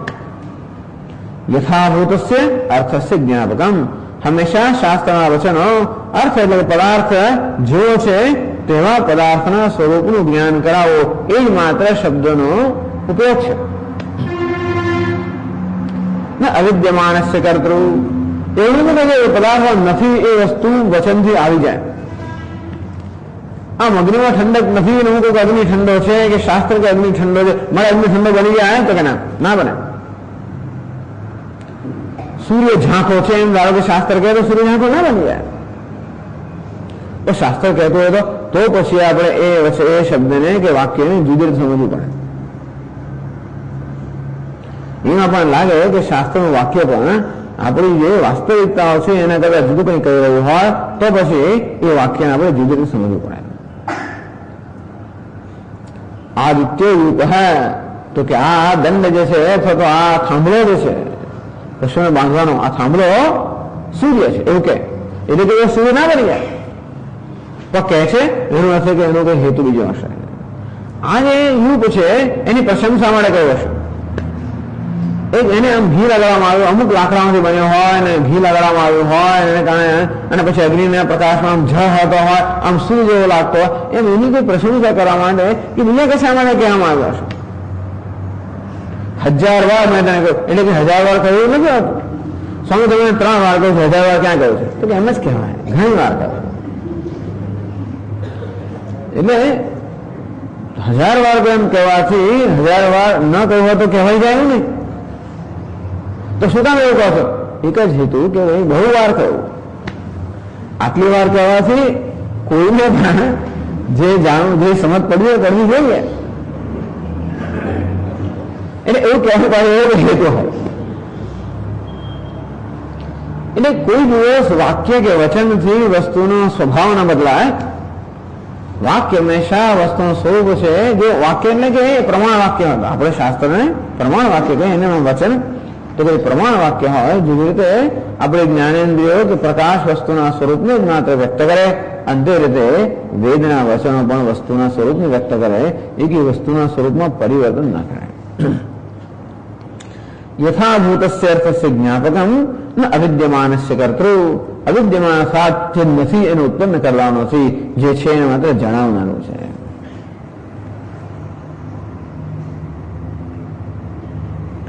નહીં વચન સતેનાપી નિત્યમ આરભ્યતે. ભલે સેંકડો વાક્ય હોય તો પણ જે નિત્ય વસ્તુ છે એનો ક્યારે આરંભ ના થાય. જેમ કે આત્મા તો નિત્ય છે, એ ઉત્પન્ન કરવાનો વિષય જ નથી, એ પ્રાપ્ત કરવાનો વિષય છે જ નહીં. આત્મા નિત્ય પ્રાપ્ત છે, નિત્ય છે અને તે હંમેશા હોય જ. એનો જન્મ પણ ના હોય, મૃત્યુ પણ ના હોય, પ્રાપ્ત પણ કરવાનો ના હોય. આમ ગમે તેટલું ધારો કે શાસ્ત્રમાં 5-25 વાક્ય કે એને આત્માને પ્રાપ્ત કર્યો, એને આત્માને સામે ચાલીને મળે ધારો કે કહેતો, તો પછી આપણે બીજો અર્થ કરવો પડે. આત્મા સામે ચાલીને મળવાનો વિષય નથી, કારણ કે આત્મા પોતે જ છે. જો કે શાસ્ત્રમાં હોય તો કદાચ એવું હોય તો આપણે એનો બીજો અર્થ કરવો પડે. શાસ્ત્રના વાક્યો પણ એ વસ્તુના સ્વરૂપને ના બદલી શકે. જે નહીં વચન શરીરના આપે નિત્યમ આરભ્યતે, જે નિત્ય છે એનો ક્યારે આરંભ થઈ જ ના શકે.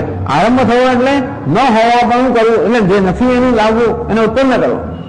પણ નિત્ય અર્થાત જે હંમેશા છે જ એને તો ઉત્પન્ન કેમ કરી શકો? આરબ્ધમ વા અવિનાશી ભવેત. અને સાથે સાથે ગમે તેટલી વાર કહેવામાં હતો પણ જેનો આરંભ કરવામાં આવ્યો છે, જેનું ઉત્પન્ન કરવામાં આવ્યું છે એ ક્યારે અવિનાશી ન હોય. જાતસ્ય હિ ધ્રુવ મૃત્યુ. જેનો જન્મ થયો એનો વિનાશ થવાનો છે. જેમાં ઘટપટ વગેરે પદાર્થો છે ને એને બનાવેલા છે ને, કોઈ દિવસ નિત્ય હોય ને કોઈ દિવસ ના હોય. ભલે ને ગમે તેવું તમે મકાન બનાવો ને પથ્થરનું બનાવો, આ કોઈ દિવસ ના તૂટે. એવું બને જેમ બનાવ્યું આજે તો કાલે 5 અને 25 વર્ષે એનો ગમે તે રિપેર કરો, ગમે તે કરો, અંતર પણ એ વસ્તુનો આરંભ થયો એનો નાશ થવાનો નિયમ છે. અને જે નિત્ય છે એનો ક્યારે આરંભ થઈ જ ના શકે. નિત્ય વસ્તુને બનાવી ના શકીએ અને બનાવેલી વસ્તુ નિત્ય ના હોય, આ નિયમ છે. અને તેથી વેદના વાક્યો પણ આથી વિરુદ્ધ કહેતા હોય એ બની ના શકે. 100 વાક્યો તો આપણે સ્વીકાર ના શકીએ. અંધો મણીમાં વિંદતા, આંધળા મનુષ્ય મણીને જોયો એવું કહેવામાં આવે છે. એટલે શું કે આંધળો જોતો હશે? ના, એનો અર્થ એ થયો કે એનો અર્થ બીજો કરવાનો કે જ્ઞાન રૂપી અંધકાર છે એ નાશ પામ્યો. અને તેથી આંધળો એટલે શું? મણી જે સ્વપ્રકાશ છે. બધી આંખો બંધ કર્યા પછી સ્વપ્રકાશ આત્મા દર્શન કરે એવું અર્થ કરવો પડે. આંધળાએ મણી જોયો અને એટલા માટે આંધળો મણી જોઈ શકે એવું નહીં માનો.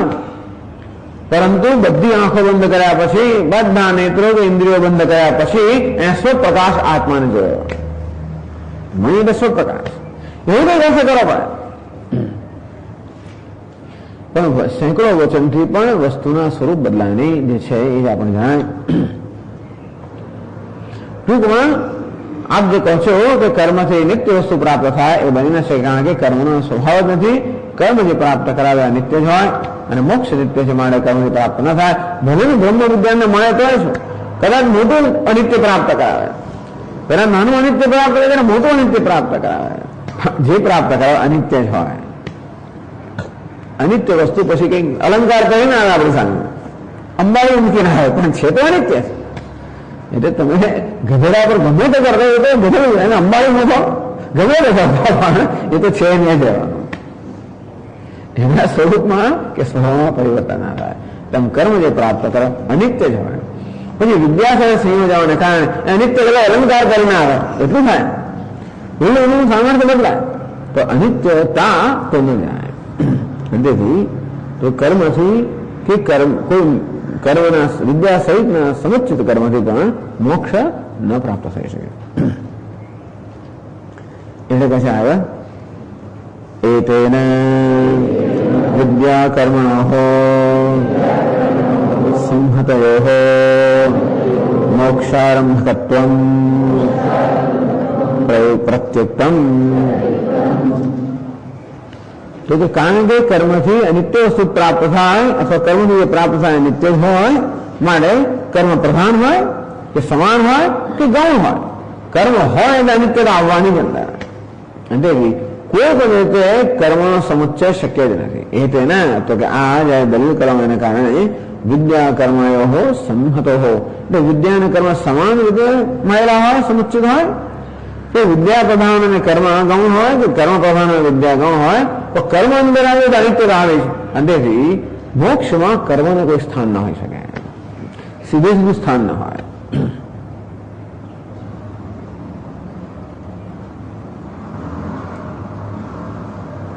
હવે એક બીજું સરસ દલીલ કરે છે કે ચાલો અમારે આટલું કહેવાનું છે કે આપ કહો કે મોક્ષ નિત્ય છે, તો હા,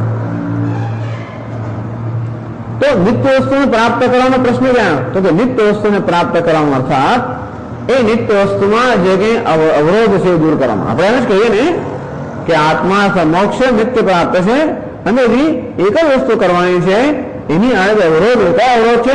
અવિદ્યા, કામ, કર્મ. અને અવરોધ છે એ જ માત્ર દૂર કરવાના છે. તો હવે એ દલીલ કહે છે હા ચાલો આપ કહો છો કે ભાઈ કર્મથી પ્રાપ્ત થતો વસ્તુ નિત્ય છે, અમે કહીએ છીએ કે મોક્ષ કર્મથી પ્રાપ્ત થતો નથી. ત્યારે શું લાગે? કર્મ માત્ર મોક્ષની આડે આવેલા અવરોધ દૂર કરે છે, એવું થઈ શકે ને? જો કર્મ મોક્ષને પ્રાપ્ત કરાવનારું હોય તો એ અનિત્ય હોય, પણ કર્મ મોક્ષને પ્રાપ્ત કરાવતું નથી. કર્મ માત્ર મોક્ષની આડે રહેલા અવરોધ દૂર કરે છે. કર્મ શું કરે છે? આવરણ દૂર કરે છે, બસ એટલું કરે છે, દૂર નહીં કરતું નથી. તો પછી કર્મથી મોક્ષ પ્રાપ્ત થાય કે નહીં? કર્મ મોક્ષ પ્રાપ્ત કરાવવાનું નથી, કર્મ માત્ર મોક્ષની આડે રહેલા અવરોધ દૂર કરે છે. પણ તો કર્મ મોક્ષનું સીધું સીધું કારણ બને કે ના બને એવી દલીલ કરવામાં આવે છે. કે છે વિદ્યા અને કર્મ બે થઈને વિદ્યા કર્મણી મોક્ષ પ્રતિબંધ હેતુ નિવર્તકે છે. હવે બીજી દલીલ વિદ્યા કર્મણી, વિદ્યા એટલે બ્રહ્મ વિદ્યા અને કર્મ બે સમુચ્ચિત મોક્ષ પ્રતિબંધ હેતુ નિવર્તકે. આપ કહો છો કે મોક્ષની આડે કયો પ્રતિબંધ છે? અવિદ્યા, કામ, કર્મ વગેરે મોક્ષ આડે રહેલા પ્રતિબંધકો છે.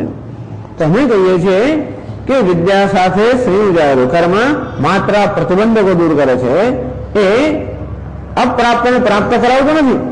પ્રાપ્તની આડે રહેલા માત્ર પ્રતિબંધકો દૂર કરે છે અને તેથી વિદ્યા સહિતનું કર્મ મોક્ષનું સાધન બની શકે. ઇતિ છે મોક્ષ પ્રતિબંધ હેતુ નિવર્તક એવી છે. તો હવે વેદાંતને શું કામ છે? તો કે ના, એ પણ નહીં. કેવી રીતે? ન કર્મ ફલાંતર દર્શનાદ. તો કે નહીં, આ અવિદ્યારૂપી પ્રતિબંધ દૂર કરવાનું સામર્થ્ય કરવામાં નથી. વાત તમારી સાચી છે. કર્મ જો મોક્ષ રહેલો પ્રતિબંધ દૂર કરી શકતો હોત તો જરૂર એ મોક્ષનું પ્રત્યક્ષ સાધન બની શકે હોત, પરંતુ મોક્ષ આડ રહેલા પ્રતિબંધને દૂર કરવાનું સામર્થ્ય પણ કર્મમાં નથી. કર્મનું સામર્થ્ય જાણીતું છે કે મારા દીકરાને તમે જો મારો આટલું ભણ્યું છે, આમ છે તેમ છે, તમે એને નોકરી આપો ને તો તમારા દીકરાનું સામર્થ્ય જાણી આ કામ કરવા માટેની યોગ્યતા નથી, એને ત્યાં મૂકી શકીએ. આ જગ્યા યોગ્યતા નથી. એને માર્કેટિંગમાં હતો કે એ તો શક્ય નથી. એકાઉન્ટિંગમાં તો પાંચ આંકડા ઉમેરી શકતો નથી. શું મૂક્યા હતા? તમે કહેતા હતા ને વર્કશોપમાં મૂક્યા ને મદદ કરાવવાનું મૂક્યા. એનું જે સામર્થ્ય છે એ ખરું, પણ તમે જે ઈચ્છો છો એ પ્રકારનું સામર્થ્ય નથી. અને તે રીતે કર્મમાં સામર્થ્ય છે, પરંતુ અવિદ્યારૂપી અવરોધ દૂર કરવાનું સામર્થ્ય નથી. કર્મ આપણા અમુક અવરોધ દૂર કરી શકે. અપ્રાપ્ત સ્વર્ગ છે એટલે અહીં અને સ્વર્ગ વચ્ચે અંતર છે એ દૂર કરવાનું સામર્થ્ય કરવામાં છે, પરંતુ અવિદ્યારૂપી આવરણ દૂર કરવાનું સામર્થ્ય કરવામાં નથી. કેમ કે કર્મ અવિદ્યાની ઉપજ છે. કર્મ અવિદ્યાની ઉપજ હોવાને કારણે અવિદ્યાને કેમ દૂર કરી શકે? આ તો બિચારો ઘણો ગમે એટલા ધમ પસાર કરે તો માટીને દૂર કરી શકે? ઘણો ગમે એટલા ધમ પસાર કરતા પણ માટીને દૂર ન કરી શકે. કેમ? કારણ ઘણો માટીની ઉપજ છે. ઘર હોવા માટે માટીની જરૂર છે. અંતેથી કહીએ ન કર્મણ ફલાંતર દર્શન, તો કે નહીં, આ કર્મ અવિદ્યા સિવાય, અવિદ્યાનું આવરણ દૂર કરવા સિવાયનું બીજું કામ કરી શકે છે. અવિદ્યાનું આવરણ દૂર કરવાની ક્ષમતા એમનામાં નથી. શું કરી શકે કર્મ? એ કહે છે ઉત્પત્તિ સંસ્કાર વિકાર આપ્ત હે ફલમ કર્મણો દૃશ્યતે. જો કર્મનું વિશ્લેષણ કરવામાં આવે છે તો કર્મ શું કરી શકે? ઉત્પત્તિ જે નથી, જેમ કે અનાજ ખેતરમાં ઉત્પન્ન કરી શકે, કર્મથી એ થાય. સંસ્કાર જે અશુદ્ધ છે એને શુદ્ધ કરી શકે, અથવા એવો કંઈક એનામાં અતિશય એવી કે ઉત્કૃષ્ટતા લાવી શકે.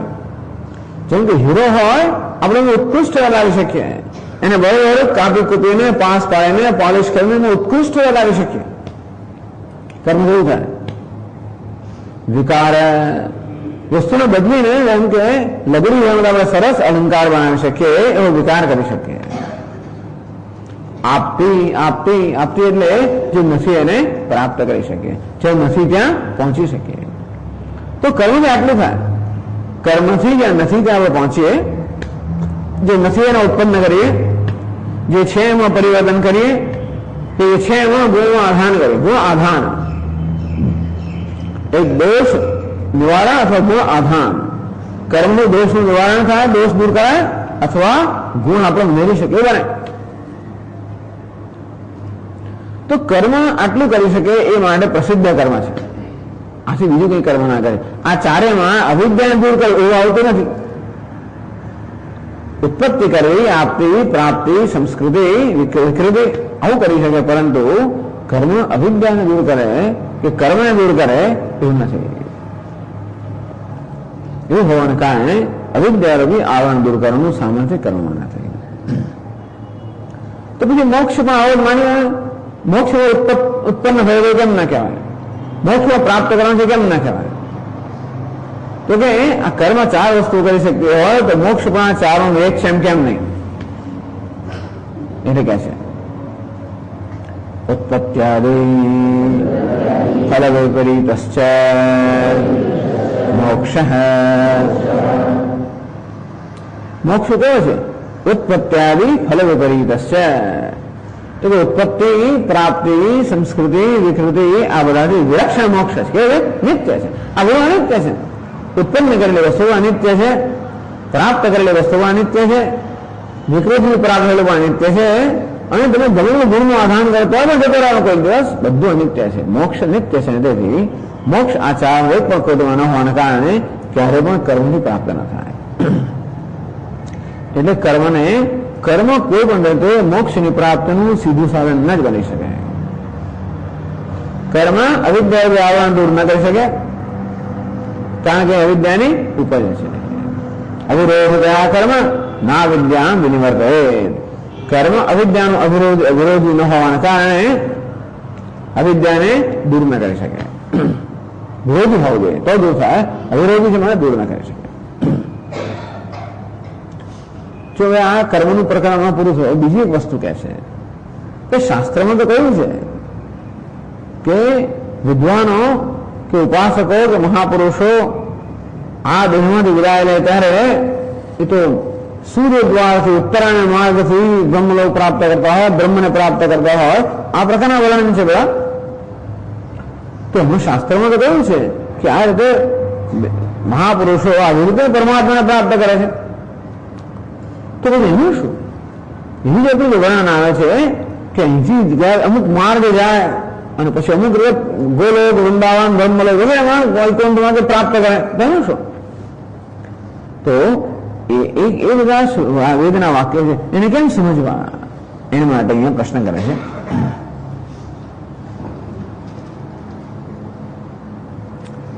ગતિશ્રુતે આપ્યઃ ઇતિ ચેત સૂર્યદ્વારેણ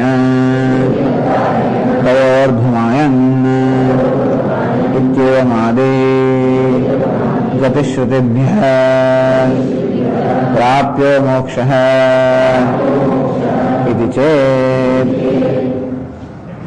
જો આ ચર્ચા ચાલે છે ત્યારે ભાષ્યકાર બીજું બધું જે કહેવામાં આવ્યું છે એને પણ સાંકળેલા છે, જેથી આપણને શાસ્ત્રને એક સમગ્ર દ્રષ્ટિ પ્રાપ્ત થાય કે ઉપનિષદમાં એકથી વધારે સ્થળ કહેવામાં આવ્યું છે.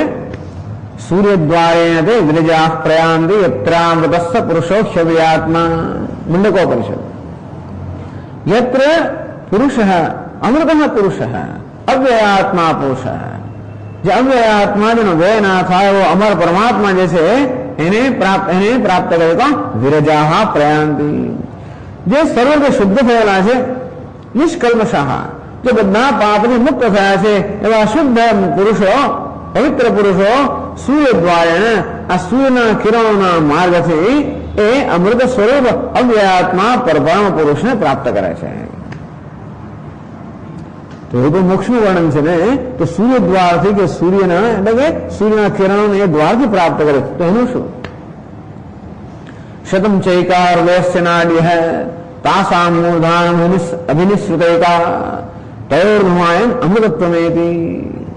પછી કઠોપનિષદ વર્ણન આવ્યું કે અહીંયા હૃદયમાંથી 101 નાડીઓ જાય છે, અને એક નાડી એવી છે જે સીધી ઉપર આવતી હોય છે, એ કઈ છે? સુષુમ્ના નાડી. ત્યાં ઉર્ધમાયન એ સુષુમ્ન નાડી દ્વારા જ્યારે આ મહાત્મા પ્રયાણ કરતી વખતે એનું પ્રાણ એ સુષુમ્ન નાડીમાંથી જો પ્રયાણ કરે, પસાર થાય, અમૃતત્વને તો અમરતાને પ્રાપ્ત કરે. વિશ્વ અન્યા ઉત્ક્રમણે ભવંતી, બીજી બધી નાડીઓમાંથી જે લોકો પ્રયાણ કરે એમને બીજા પ્રકારની ગતિ પ્રાપ્ત થાય, પણ આ રીતે આ જે સુષુમ્ન નાડીમાં જે ગતિ કરે અને બ્રહ્મલોકની પ્રાપ્તિ થાય. ત્યાંમાં કહ્યું છે કે પ્રાપ્તિ થાય છે. સૂર્યદ્વારેણ તયોર્ધુમાયન ઇત્યમાદિ ગતિશ્રુતિભ્યઃ, આ બધી શ્રુતિ એટલે આ બધા શાસ્ત્રના વાક્યો ગતિની વાત કરે છે, પ્રાપ્તિની વાત કરે છે, મુસાફરીની વાત કરે છે. પ્રાપ્ય મોક્ષ હેતી, એટલે અમારે એમ કહેવાનું છે કે મોક્ષ, આપ જે કહો છો કે મોક્ષ નિત્ય છે, બરાબર નથી. મોક્ષ કેવો? પ્રાપ્ત કરવાનો છે. નહીં તો સંસ્કાર શા માટે કરે? એ છે આવો જો પ્રશ્ન હોય તો એનો ઉત્તર આપે.